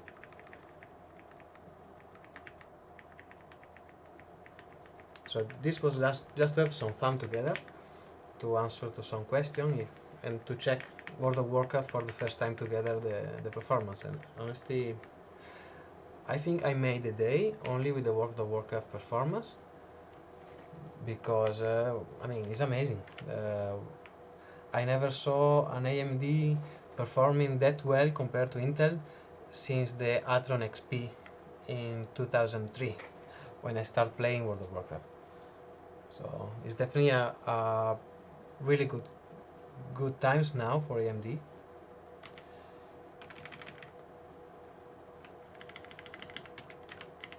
So with this board, if you want to overclock the Crosshair 7 manual overclocking, CPU load line calibration to 5, and basically for normal overclocking you can leave it as it is. Oh, now we have two. CPU, load line calibration, CPU. And what mystery things. So, well, they change something over time. Manual, we start at 1. Let's try directly 1.4. Everything on auto. Let's try 40 first. Okay, that should be enough for manual overclocking. The voice AMD overclocking is to set precision boost overdrive. But honestly now I think it's bugged, and I think before testing again the precision boost overdrive I'm going to wait a couple of stable BIOS, because now if I have to do long benchmark with an unstable BIOS and then they came up with another BIOS that fixed something and I have to do everything again, I mean, it's not worth it. I don't have much time to do this thing, so I want to do only one time and good. So probably I will do some default testing. I will tweak the memory for sure, but for precision boost overdrive and auto overclocking, I would like to wait to have a more stable release. because probably if I'm going to do that test and come to the conclusion, give advice, and then they fixed it, I have to redo that again, and it's time that I think it's better use that time for everything else. Oh, screw Ryzen Master. Let's use some real software for overclocking. So this is much better than Ryzen Master. Simple, effective, and hope it's working, because I see something that shouldn't be here.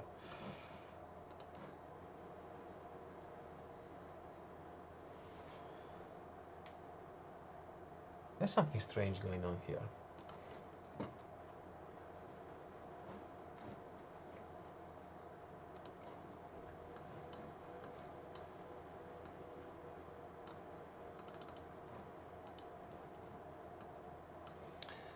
So, all right. Cinebench. The OS is almost new. I think it's something Ryzen Master that. But anyway, I'm going to format before to do the real benchmark and the review. So I'm going to do a clean install just to make sure that it works. Let's start with 4150.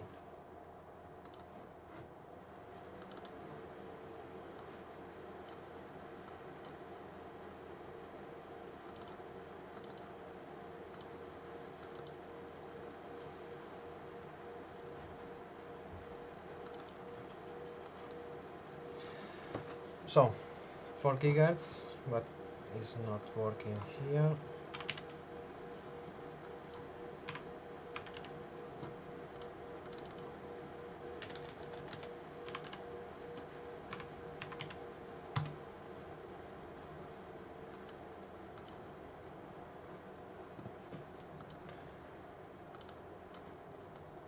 Nice. Only Ryzen Master works. That's a pity.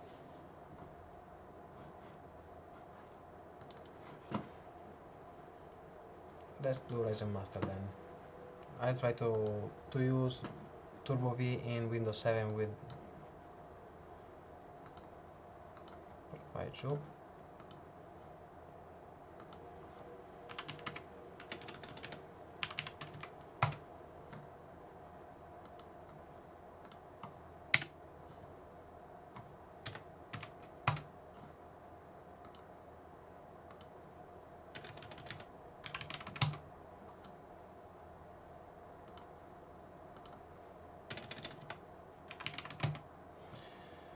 Okay,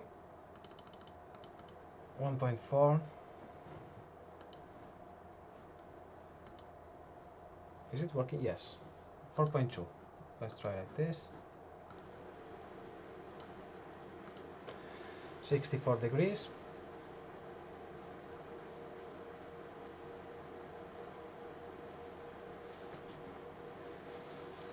I mean, for running at 4.2, 1.4 volt is nice. 70 on an AIO is nice.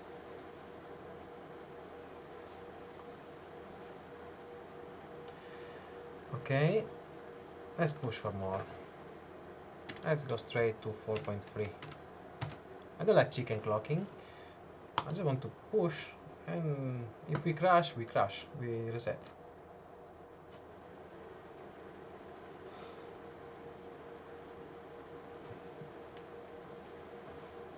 Well, 4.3, 1.4 volts, 70 degrees. Nice. I mean, it's cool. We were playing World of Warcraft at 4.3 with amazing performance.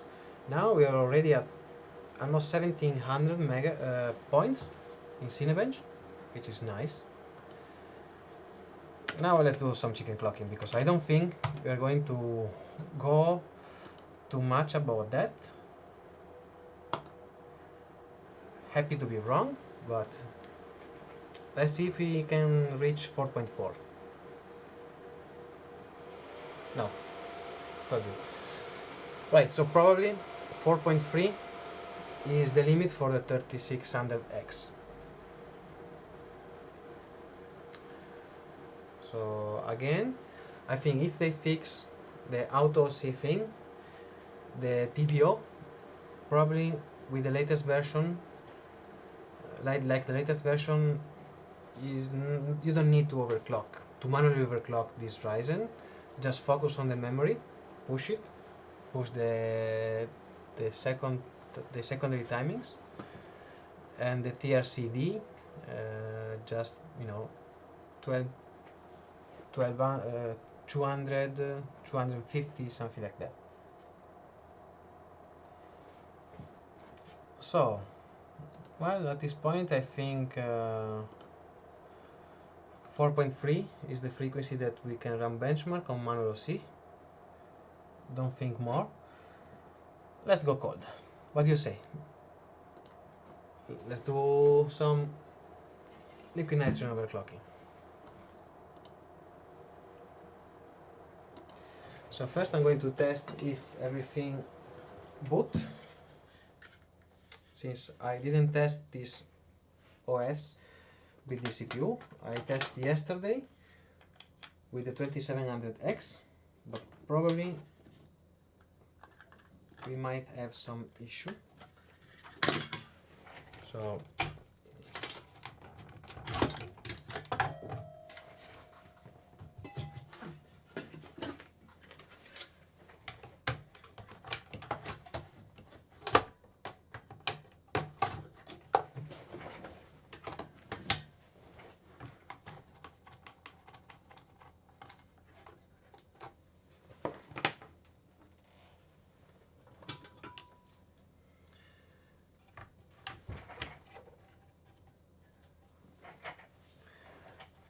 I think like the generation before, doing manual overclocking is not worth it, because maybe you gain 50 megahertz, 25 megahertz, you risk instability, you spend hours, and honestly, that hours you are going to spend, better to spend it in the memory tweaks.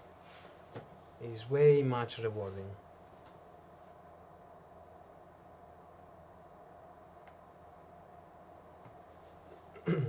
RAM is time consuming a lot, but it's the only way if you want to boost the performance.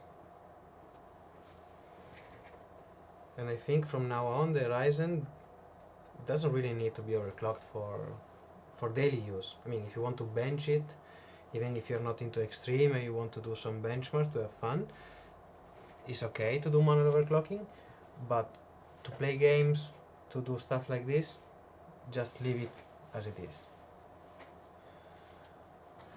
Okay, at least I can boot into Windows. We have some new devices. Nice.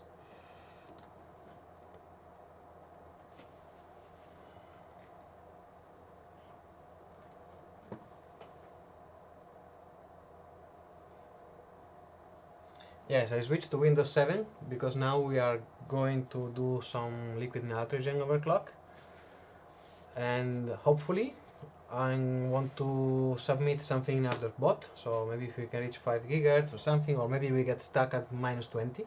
But if we are going to do something cool, I want to submit in HWBot, since I need some point. Let's see first if the basic commands are working. Seems yes. So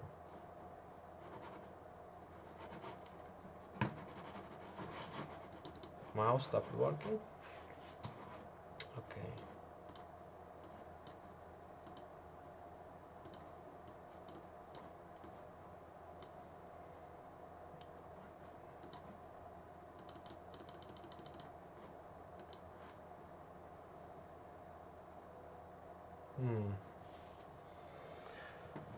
Probably this is going to be hard, since now Turbo V Core is not working.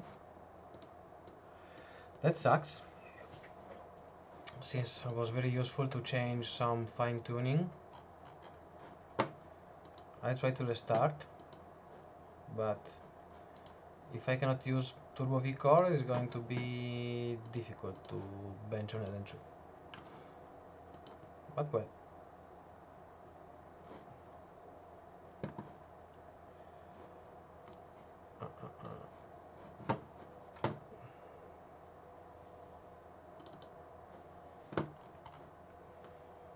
Oof. Okay, we need to wait a bit. So I try to read the chat.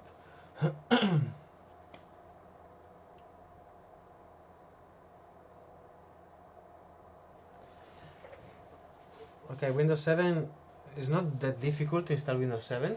There's like USB key maker from Gigabyte that you can download the tool, and it automatically patches the Windows 7 with the Ryzen driver. So check on Gigabyte USB boot, USB maker, something like this. But you know, I will send you everything by Facebook chat.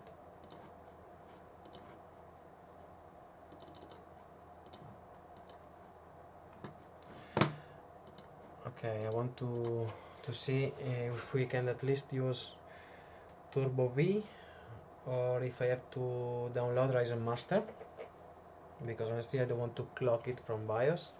I don't like that, it takes ages.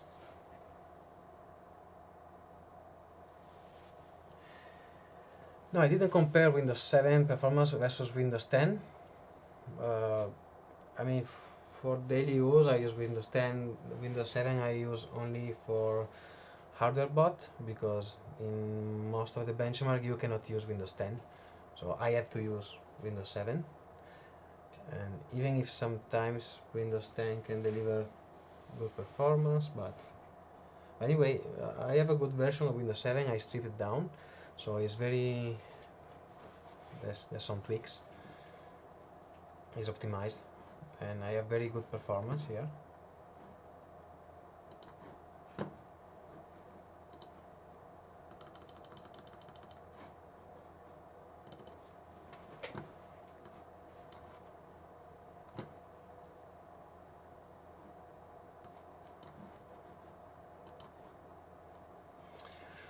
Oh, okay, I think I had to download Ryzen Master here, Windows 7. I hate that. Did I have it loaded here? I don't remember, yeah. Okay. It sucks, I have to use the Ryzen Master.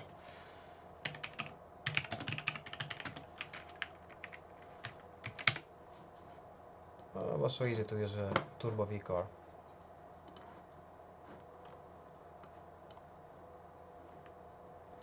No, in English. What the fuck?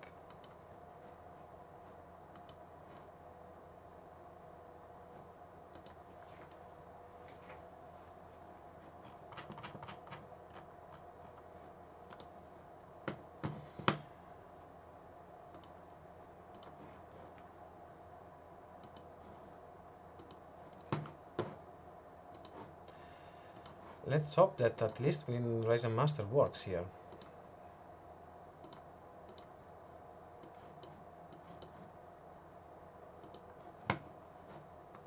Too bad that Turbo V doesn't want to work. I kinda love it because it's easy, it's simple. Probably, maybe the V Core works. Yes, the V Core works, so I can change the V Core from here. But why not the frequency?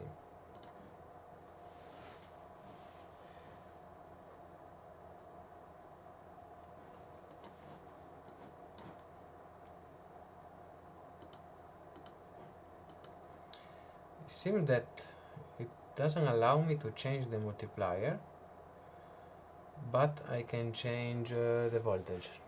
So at least good, because I don't think Ryzen Master allows me to go to extreme voltages, but at least we can use Turbo V Core for raising the voltage. probably as well the other voltages. So nice.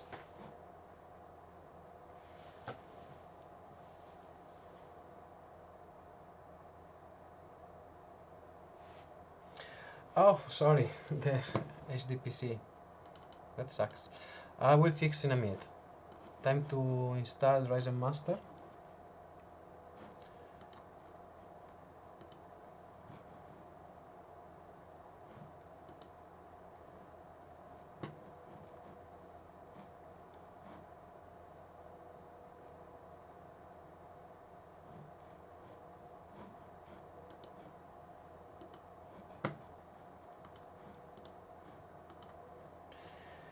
Now you should be able to see it in a while. I'm restarting. So no, it's an issue that acquisition cards have with Radeon graphics card. So sometimes I have to disable the content, but well.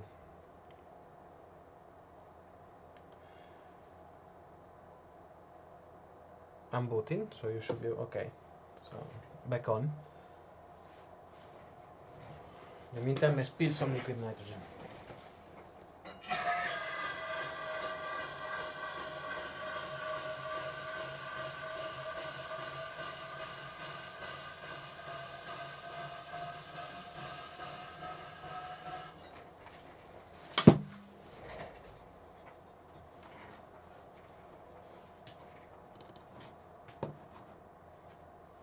Nice. It just, I clicked on Ryzen Master and it just exploded.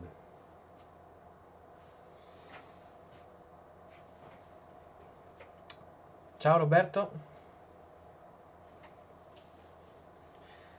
Okay, we have a big issue.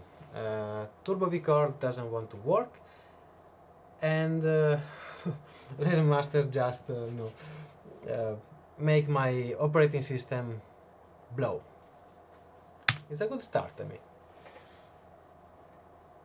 Yes, I probably, after this thing, I'm going to try beta BIOS, if I can find one, because it's kind of hard dealing with this thing, and I was really wanting to do some liquid nitrogen. Maybe I can try to do some overclocking in Windows 10, but, I'm a bit disappointed, but I can try, no, I think I will overclock via BIOS, set the frequency in BIOS, hope that we don't have any sort of cold boot bug, because I really want to set some score, at least to move a bit the thing in HWBot, because there's always people are overclocking with Intel, and I want that people overclocking also on AMD to have some competition.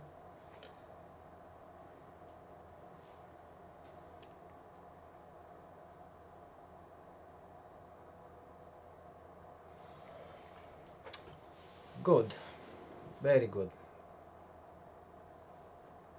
You know that I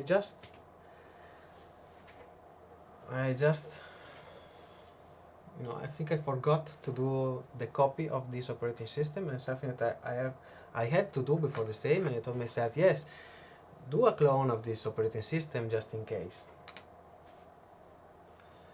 And well, bad luck. But I want to do some benchmark as well, so I think I'll find a way, even Windows 10, but I'm going to freeze this CPU tonight. Yeah, Bill Gates hates AMD, I think, but at least I want to cool down the CPU, at least to see if with lower temperature we can maintain a good boost. So I'm going to remove this cooler and at least use the CPU pot to see if the XFR is working or not.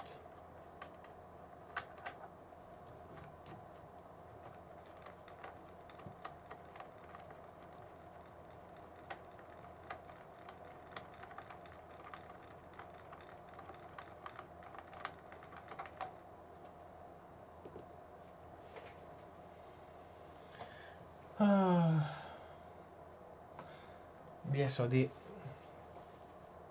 tomorrow I have 3200G, the APU, and I will start doing some testing with that.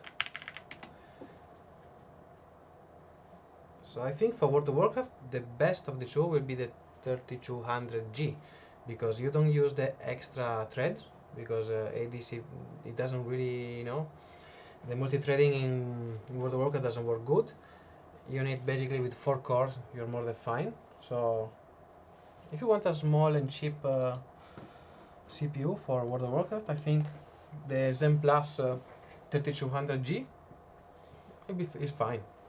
You put some good memory, like this one, the HyperX Predator. This is a 8GB kit, so 4GB 2 sticks, 3200 megahertz, work perfectly fine and fast.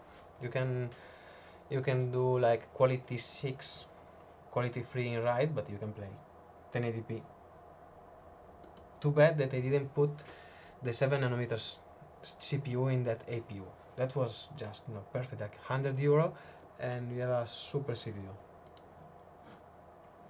Okay, we are back online. Let's blow again. Ryzen Master. Mission required OS. Cool.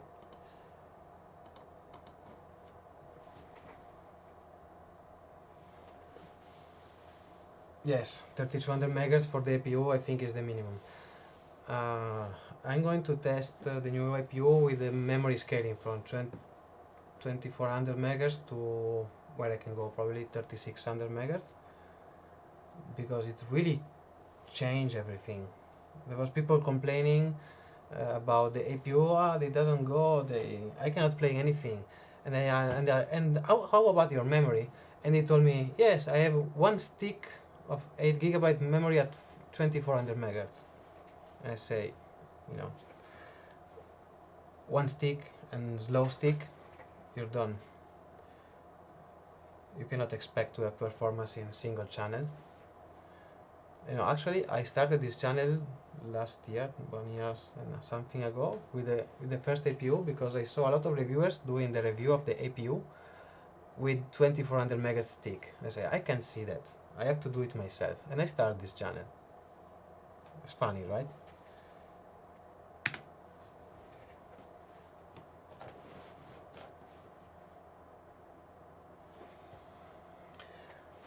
Okay, I think if we can boot, I will do manual overclocking in BIOS.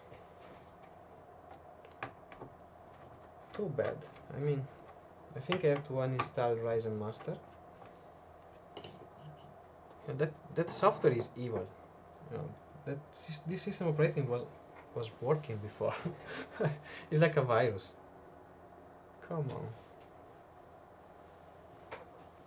Everything was working fine. I installed Ryzen Master. Such bad.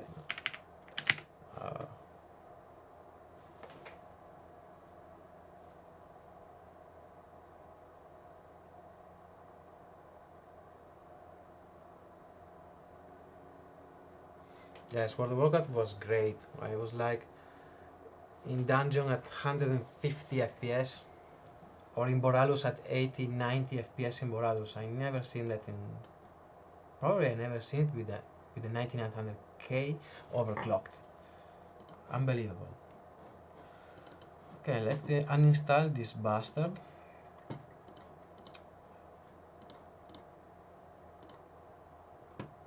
And see if...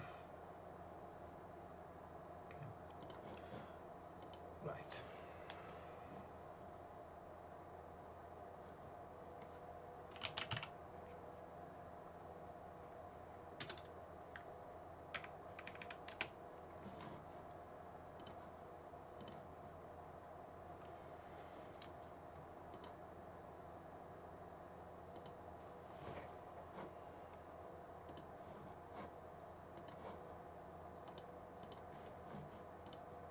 Let's see if I can start like this.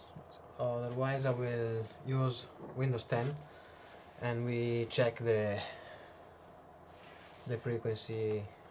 Well, I'm kind of bit pissed because I really wanted to do some cool liquid nitrogen overclocking, but yes, Ryzen Master is the last. I just downloaded, so it's the last version. Probably I want to try not today, tomorrow with a beta BIOS, if this will fix the issue. But I think ASUS need to release another Turbo V-Core version, probably.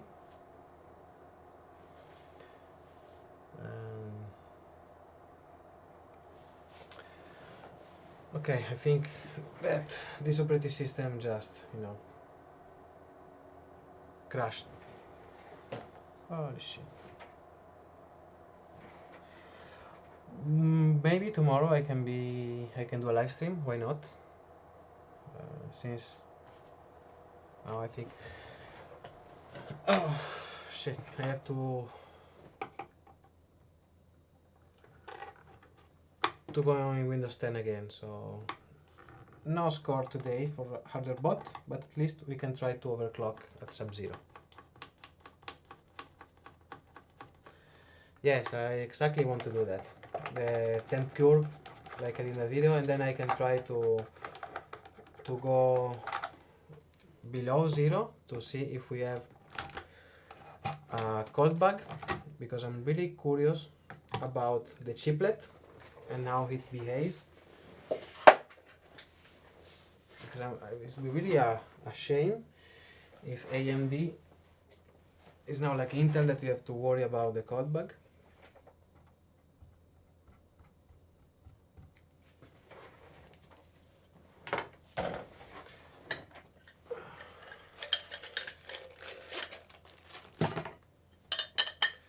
Big block. I have to take this out first. This is heavy.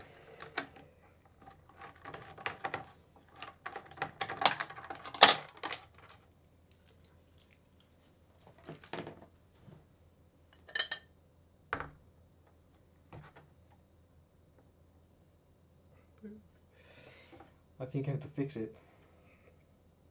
It's like moving.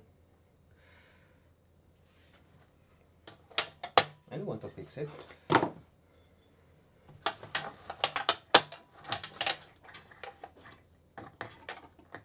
Let's see if I can do something quick.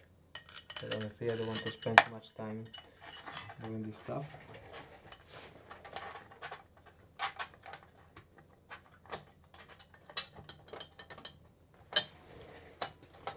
Okay, for what we need to do, this is more than okay. So, you know what we can do? We can play World of Warcraft at 5 gigahertz. Why not? Maybe we can do it.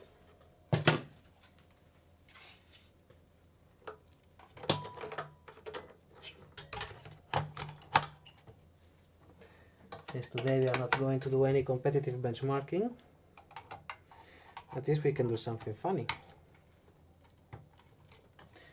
Play World of Warcraft at 5 gigahertz. Maybe we can do it. Let's bet. Who say that we can play World of Warcraft at 5 gigahertz?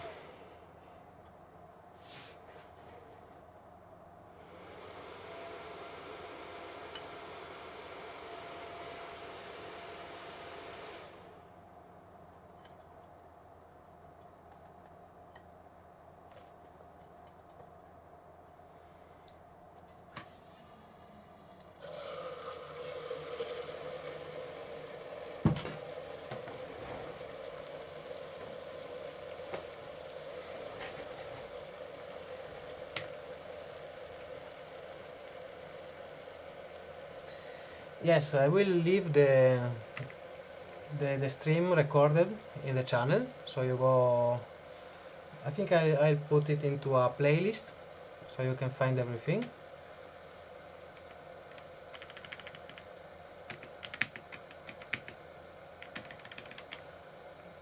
Okay, I don't want to mess too much with the BIOS.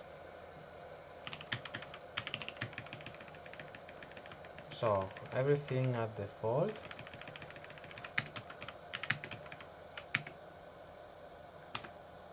Okay.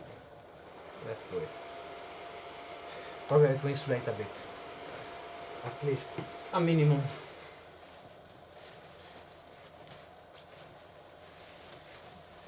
If we want to play World of Warcraft, we need at least something that resembles to an insulation.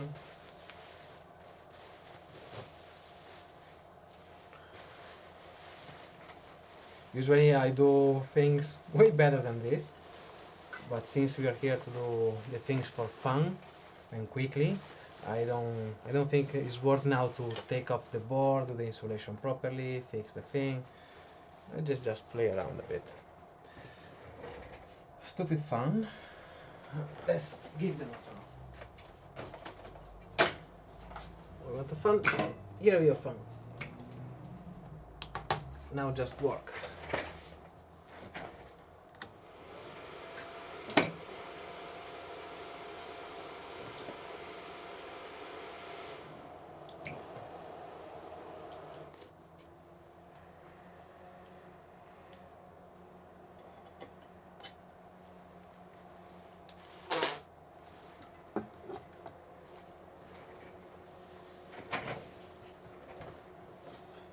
What's my work anyways? I'm working from a big software vendor during the day and I don't have time to do the things I want here. But it's good for paying this stuff, so I have to work. Oh, Karamali, how are you? Today there's no monitor to draw because nothing is working properly and we cannot make any record, unfortunately. I have to farm. Well, good luck with that.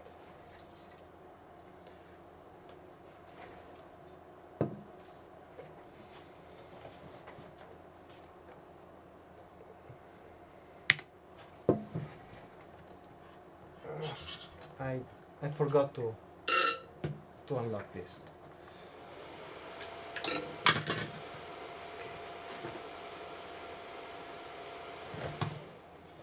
Probably if I use the sensor is much better.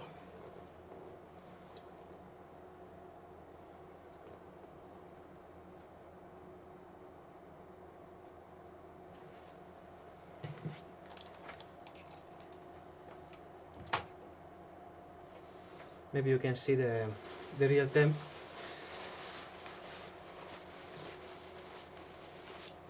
No, it's checking, no.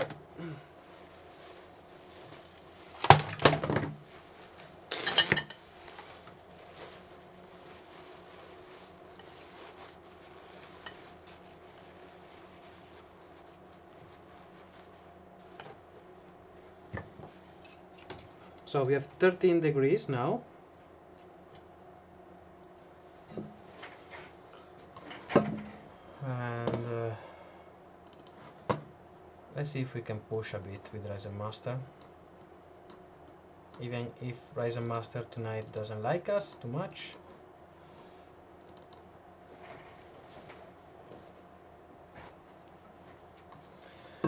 Again, not again.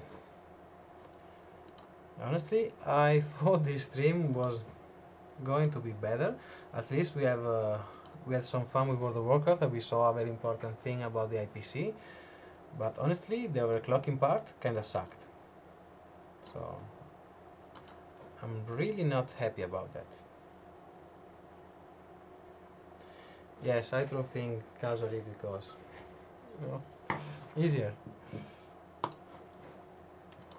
Okay, restart, install Ryzen Master, and then we start clocking. In the meantime,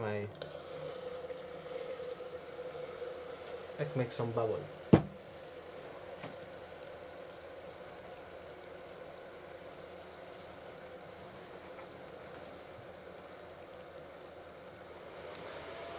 I really want the Crosshair 8 in a stable BIOS because I'm so eager to test the Ryzen with Cinebench, Super PI, all that competitive benchmarks.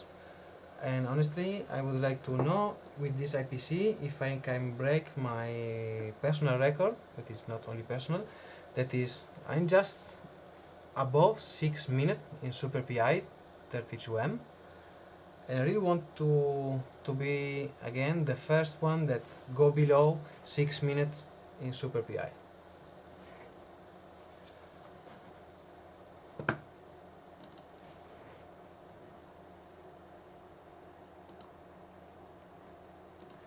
But at least we have decent performance in stock. So for someone that is looking to change the system, this at default just works. So for someone that is buying Ryzen right now, maybe it's not super okay to do overclock and strange things, but for daily use, I mean, I can play World of Warcraft with this chip easily. And if you are waiting to upgrade your system to play World of Warcraft, you know, just do it. The problem of overclocking, out-overclocking, they will fix it later.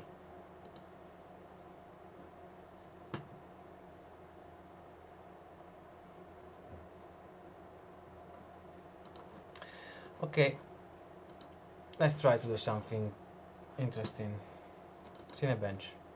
I cannot submit this score, but at least we can see how far we can go with some good cooling.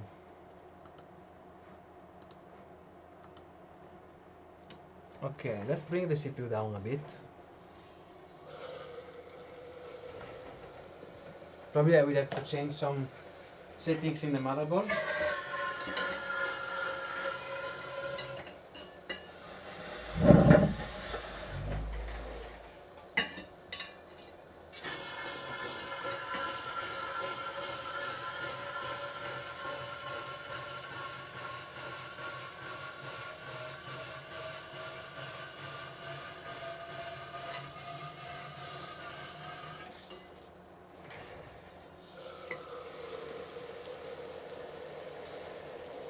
So, Joe had the problem at -20.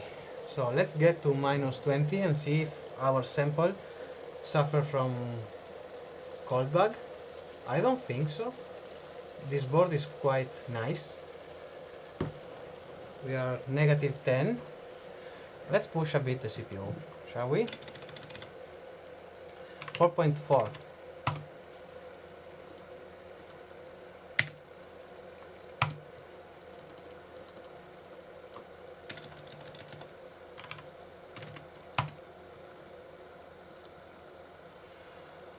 Oh, this auto-overclocking things is killing me. Okay, do it. Well, we are -22, so far so good. So, without any kind of, well, -22 is nothing. I was expecting some cold bug at -110, -140. So, well, so far it's working. Probably it's the MSI board that is not really made for extreme overclocking, sub-zero.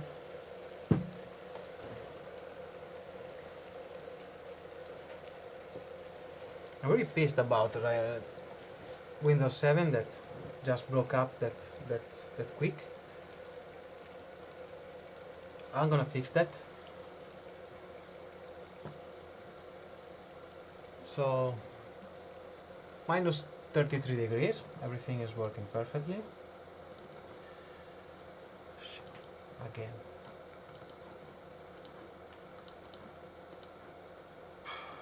I think it's a driver issue because it's not working anymore. Too bad. -40 degrees, everything is working. No bug, no nothing, except everything is just not working properly, but not for the temp. Okay, need to reinstall.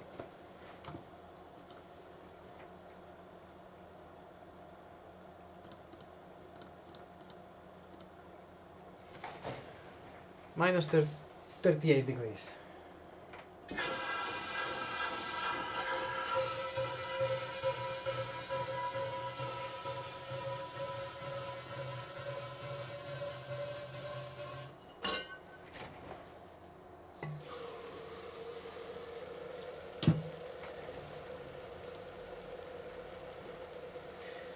check the core. So we are at stable 4.4. We are at minus 42 degrees, so temperature is not an issue anymore. And our boost is like 4.4 straight. And now we have some. We are talking about auto boost, and there's something that the auto boost just flipped out, minus 50.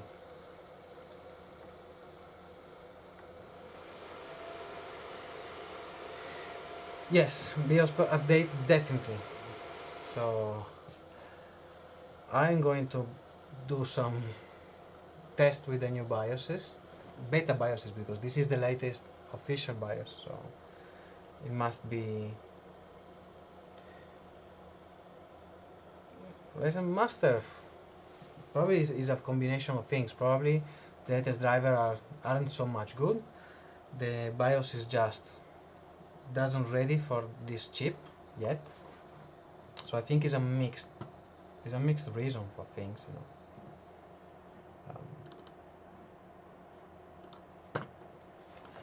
Minus 50 degrees and everything seems working fine. So too bad that I cannot submit the score in HWBot. I'm really pissed about that.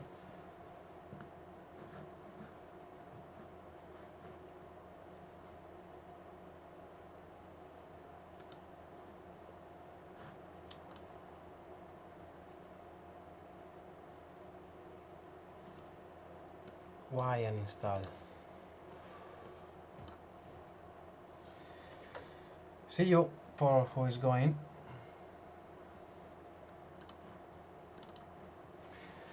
Sorry that I was unable to deliver a proper LN2 benchmark, but it seems that between Microsoft and AMD and ASUS, they don't want me to overclock this CPU.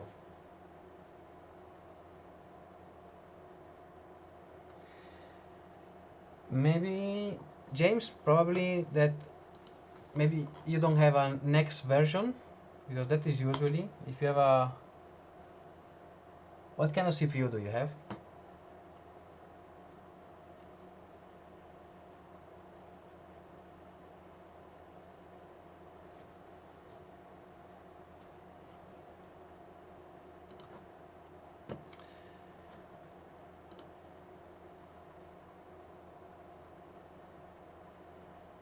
Black Eyes, honestly, I'm too tired for that.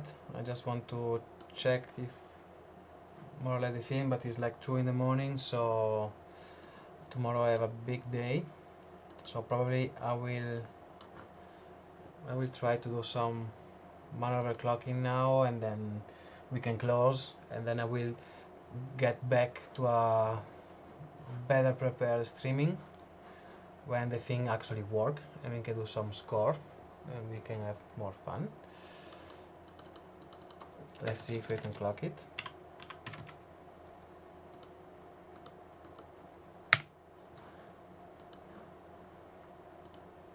Okay, now we can clock it, so let's see how far we can go. Cinebench, and then we can try World of Warcraft again at, I don't know, 4.5 or 4.6 gigahertz and see what it's like. Minus 43 degrees.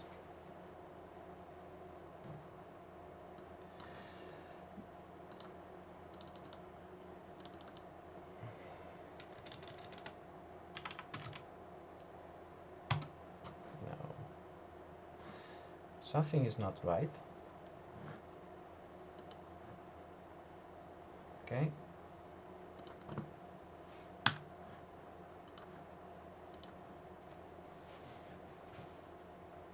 Yeah, yes, now I want to throw some more LN2. I just don't want to go end up in a cold bag.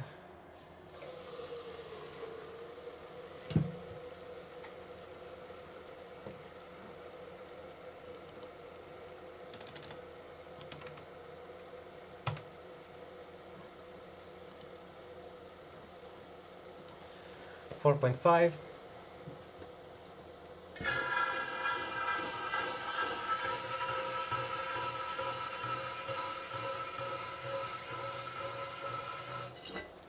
we need more volt.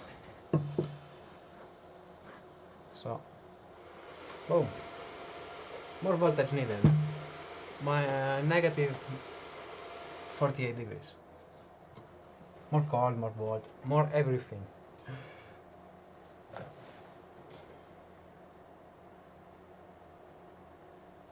I probably need to raise the system agent voltage. More. Let's do another like 10 minutes and then we all go to sleep. Yeah, 1.3 was nothing. I think now I'm going to manual overclock this thing a bit since we are cool. So let's go 46. Well, we don't want to avoid this one. 2.2. This one is new. Yeah, this voltage is new. Let's leave it on auto just in case. 1.5.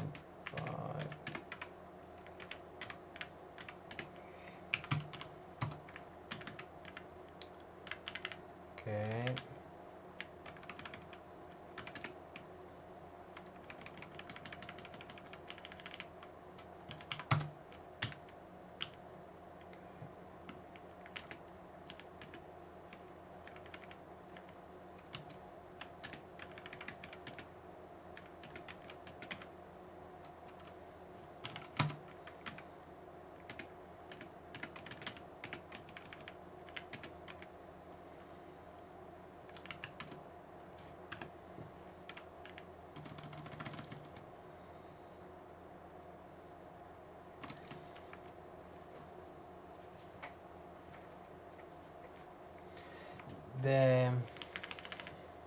This one, if you wonder why, this one is for cold boot bug. You need to be at 1.2. If you go above that, the services like network start to, like if you push it 1.25, the networking start to fail. So 1.2 is perfect, and PLL as well is perfect to completely take out cold boot bug. So I usually, when I bench at full pot, I start with these settings and then I raise this one to 2.6, 2.5, more or less, and usually working pretty much fine.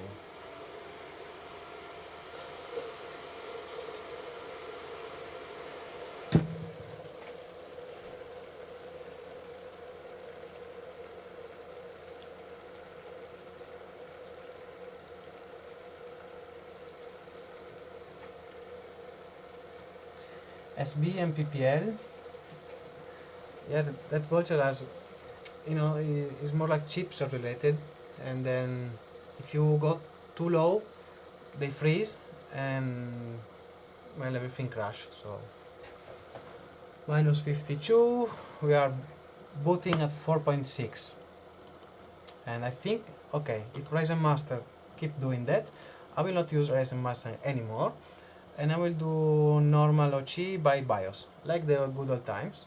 So we are 4.6 GHz. Let's do a Cinebench, and then we raised again everything. So I tell you, I don't want to leave you without a proper LN2 benching tonight, and I won't.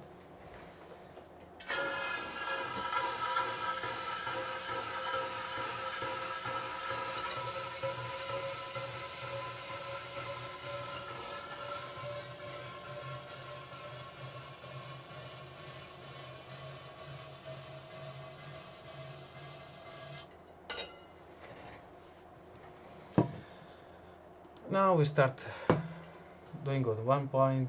Let's make a screenshot just in case. I know that I cannot get point for that, but let's make it anyway.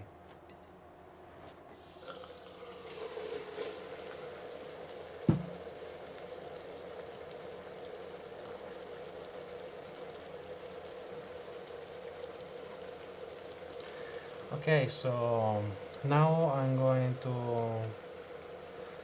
I know the time, so I'm going to risk it.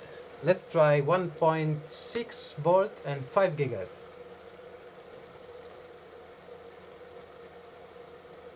I didn't use too much LN2. I think I used like a liter or so. I have 28 left, so let's do the crazy stuff, because you know, if I don't do nothing crazy, I'm not happy. So let's go like to minus 100 and go to 5 gigahertz, because let's try it. I think we can do it.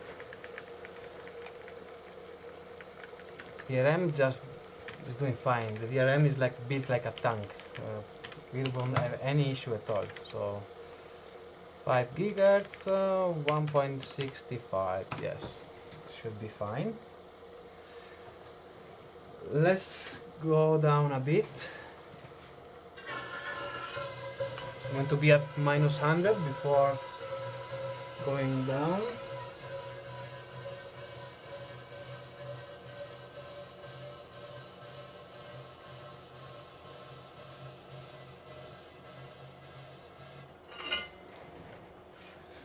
Go big or go home, 5 gigahertz or we crashed. Nothing in between. What do you say? This board is the Crosshair 7. Asus Crosshair 7, so we are now at minus 90 degrees. And let's see. Minus 92, minus 93. Finger crossed, guys. Let's see if we can boot a 5 gigahertz. Probably yes.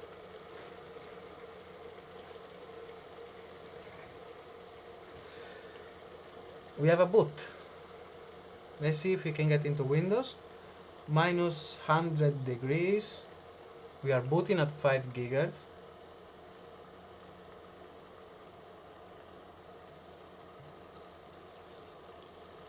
Yeah, I'm really going to play World of Warcraft. Damn.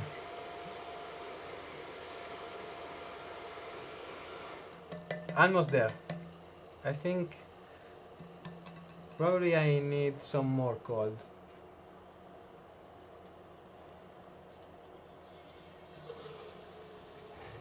More cold.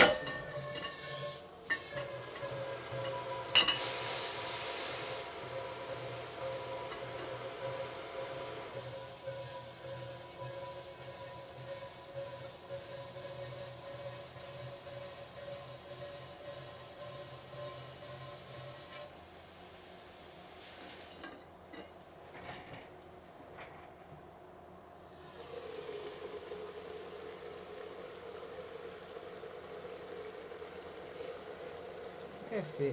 Let's challenge this. No.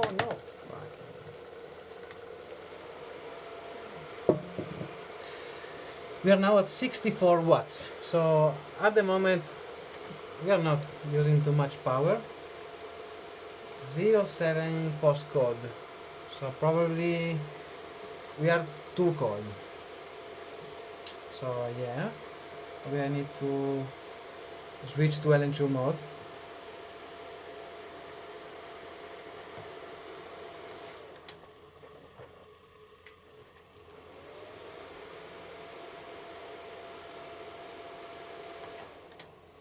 Yeah, probably we have a bug at we are negative 121.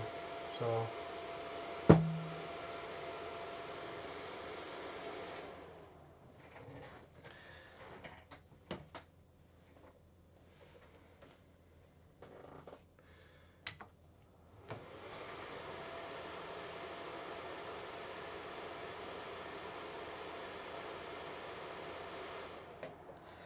usually before Zen 2 you can go straight full pot minus 192, but I think the chiplet will do something strange and we have cold bug, something that I really hate. And with this new Zen 2 we are like Intel that we have cold bug. Anyway, I think it's chip dependent. Some chip have the cold bug and some chip doesn't. So it's just a matter of luck. But minus 116, and I think we are going to boot again. So it's not that bad. I thought was worse, honestly.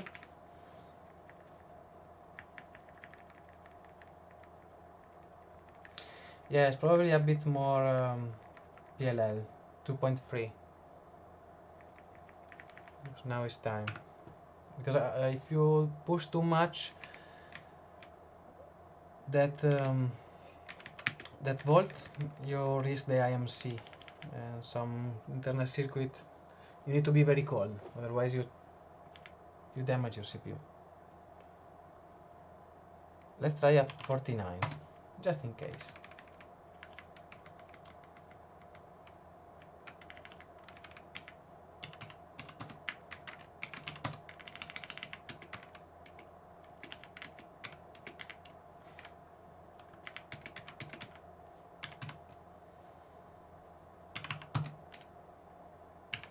One 1.6 is too much.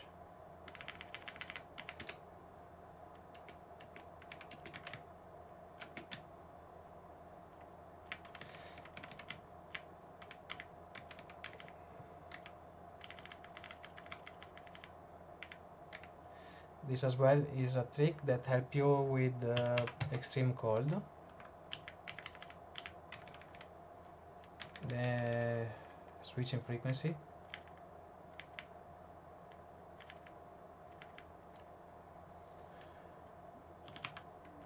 Where is it?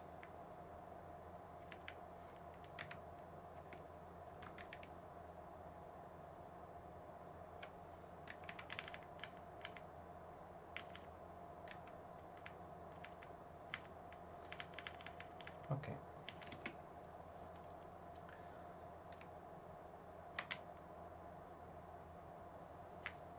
Okay, let's try like this. It should be okay. Let's see if we can boot at 4.9. Oh, 9.9. I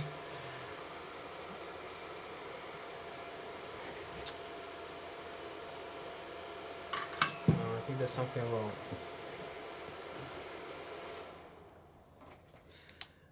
I don't think it's the call that gave me the... I have C5 postcode, but I think it's something related to the BIOS.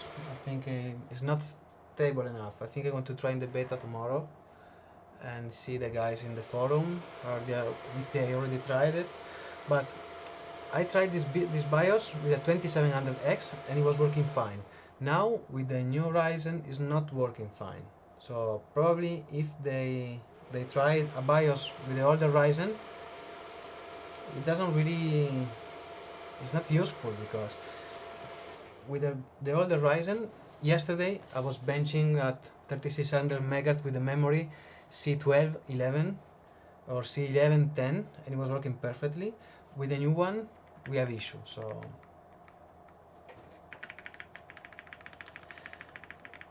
yeah, I don't think it's the voltage, because usually when I bench with the cascade at negative 98 degrees, I can do 1.555, 1.6, because at minus 100 you risk that too much voltage get the CPU hot too quickly, and it's worse actually.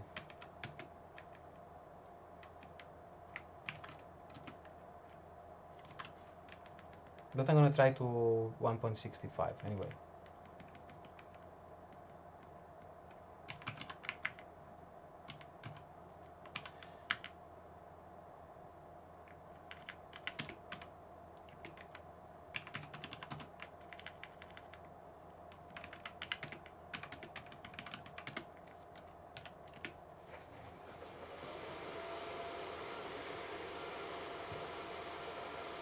I think it's something in the memory. There's something wrong.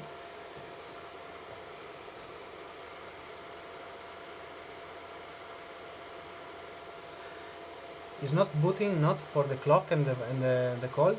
It's not booting because I think there's something in the memory. So I want to try to boot with the memory at default speed. Probably it's something related to the IMC.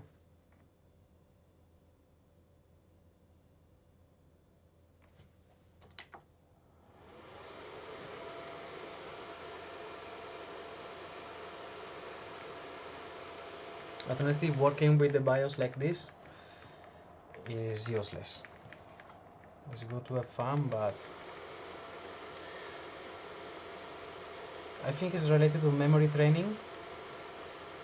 That BIOS code is like when the memory is set incorrectly, and the motherboard cannot train that memory settings. So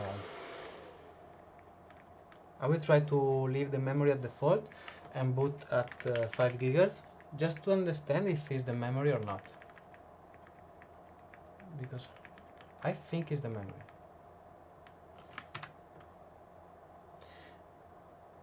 The Q code was, I think, A5, something like this. If it happens again, I'll tell you. But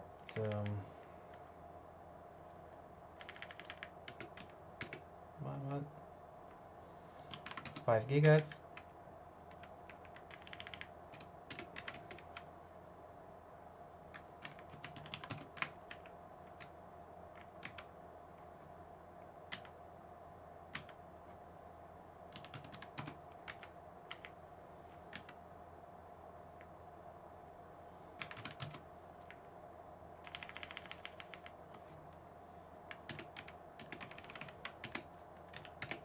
If it boots, was the memory.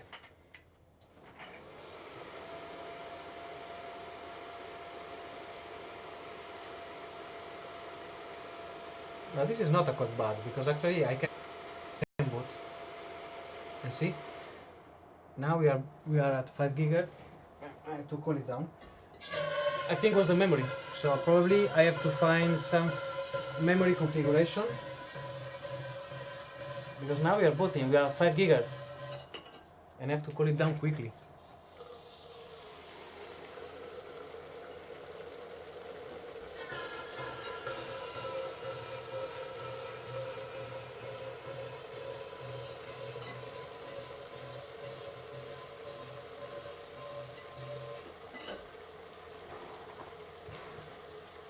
I think we are at 5 gigahertz.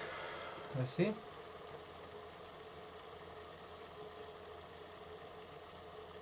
Yeah, but it's the IMC. We are at 5 gigahertz. See? 5 gigahertz. Memory at default, of course, so we are going to score pretty bad. But was memory related. Told you. I have quite an experience with this. Negative 107. So here we are. Yeah, I spend like endless nights on this platform, so I know it. Okay, now is too much. So Cinebench at 5 gigahertz is not possible, but I think we can play World of Warcraft. And honestly, I think, let's see if we have a cold bug, cold bot, cold bug bug. Let's see. No. Okay. Come on, restart my PC. Negative 100 and... So, everything is fine. Look.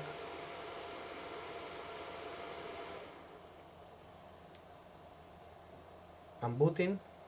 So probably it's the AMC that doesn't work well with the cold.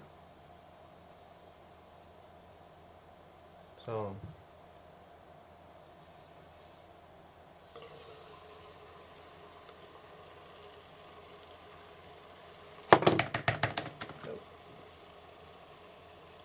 Almost done.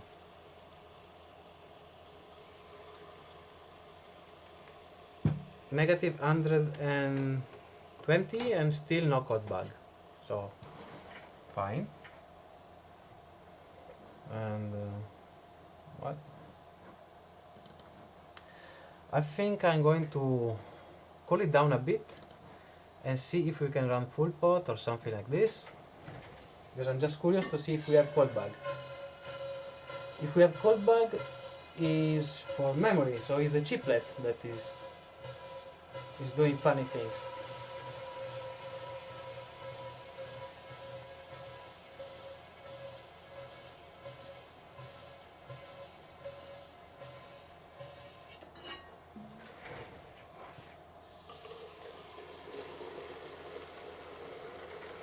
finger crossed, and let's see now.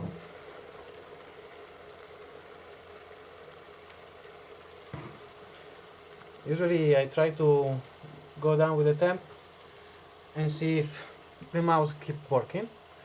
So 130, and it's still working everything perfectly, see?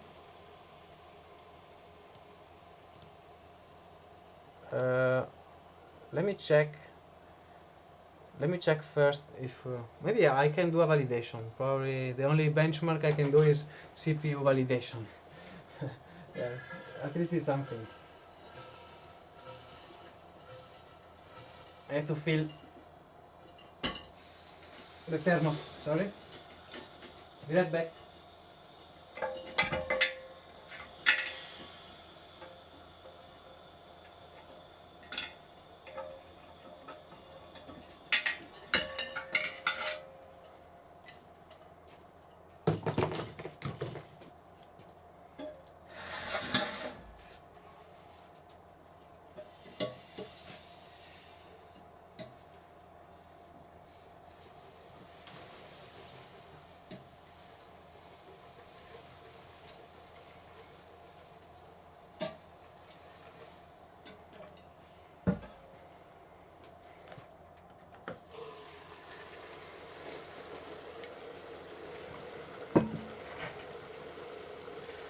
Let's see a validation, if we can do it. Extreme. Desktop. Let's see if we can validate at least. Negative 142. So.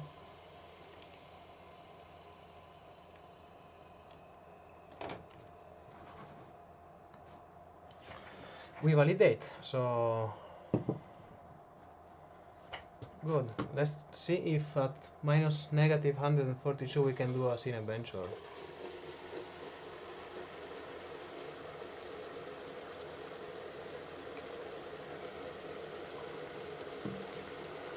I think we are going to do full pot here. Eh?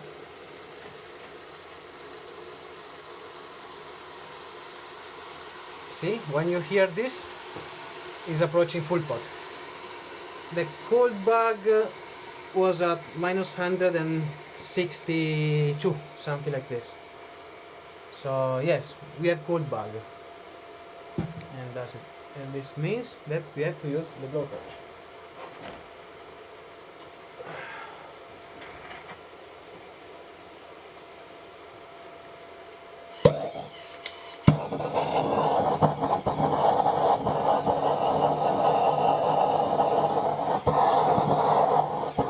I think I'm going to boot at 5.2.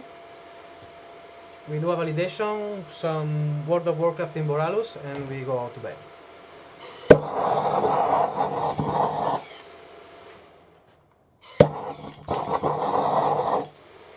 So I think this chip, I can run this chip at 160, minus 160. What? That was fast. So we can recover at minus 140. And I'm booting.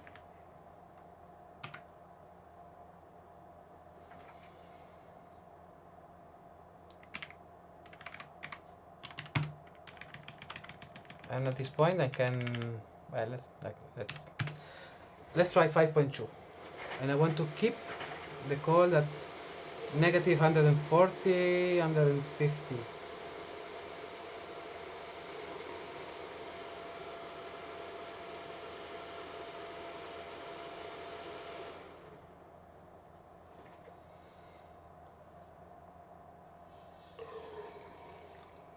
You know, people was complaining that Ryzen wasn't able to do 5 gigahertz.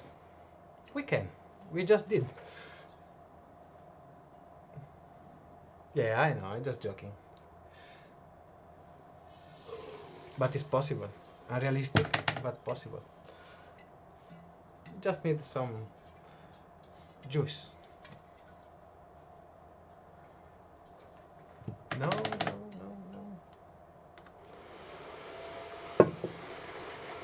Yeah, it was unstable at Cinebench. Well, I didn't try it when I was like minus 140, so probably at 5 gigahertz and minus 150, well, it may be stable.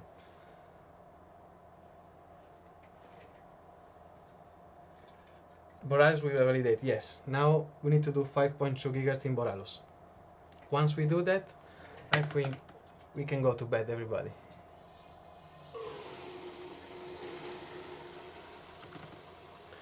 We are booting at 5.2 gigahertz. Voltage, better not. At least because I don't know exactly, yes. The 7 nanometers how react to. Okay, motherboard just shut down, probably because I'm not using insulation at all. My bad. So probably I was not prepared to do this. So probably, yes, I have, everything is frozen, so I think we have to go to bed now. I do it as a joke, but yeah, motherboard is frozen. So let's see if I can defrozen it a bit. But honestly, not using a proper insulation is like a stupid thing to do.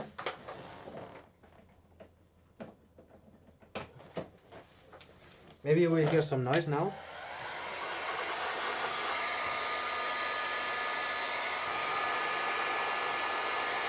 So I think, no, I cannot ruin the motherboard. They are made for that. It's just when it goes wet, you just dry it and you can restart. So it was totally a stupid thing to do, to go that cold without insulation. But it was just messing around. So I think the motherboard is gone for today. Yeah, this is the one for tubing.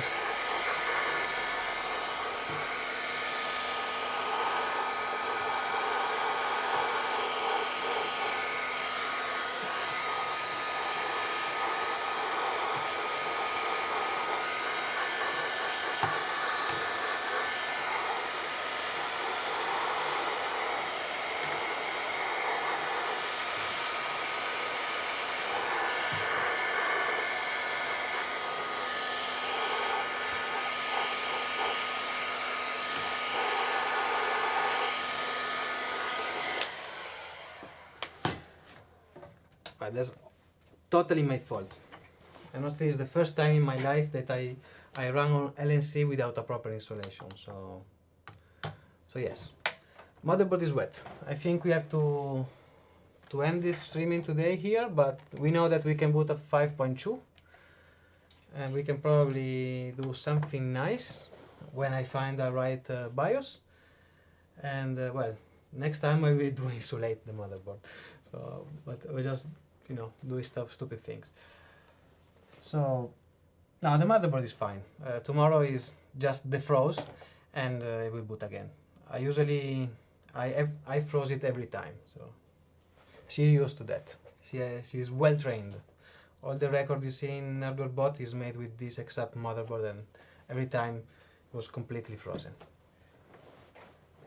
So yes. Now I will let it defroze by themselves. So I just leave it like this. I usually put some diapers to avoid to get even more wet. Usually when I leave, I put it like this, and I left all night, and then I came back in the morning and everything is ready to be taken off, because now at minus 100 I cannot even touch it. It will hurt my hands. So LN2 is negative 196, but usually when you do extreme overclocking is negative 192, 93 more or less. So the absolute is negative 196, but when you do extreme overclocking you get to 92, 93, 192.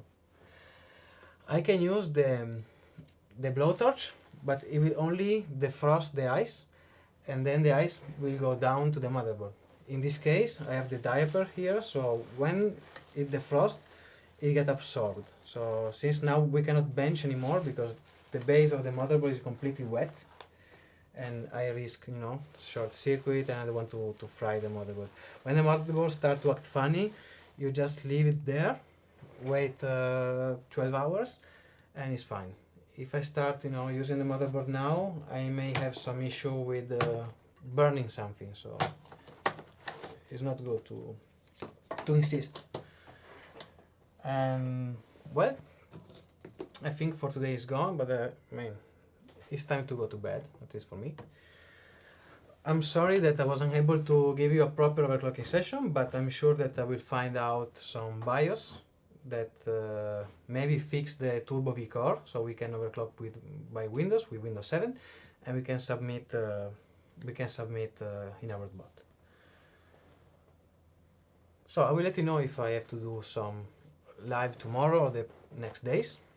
And well, follow me on Twitter. Usually I post a lot on Twitter. And well, good night everybody. And thanks for joining me with this crazy thing.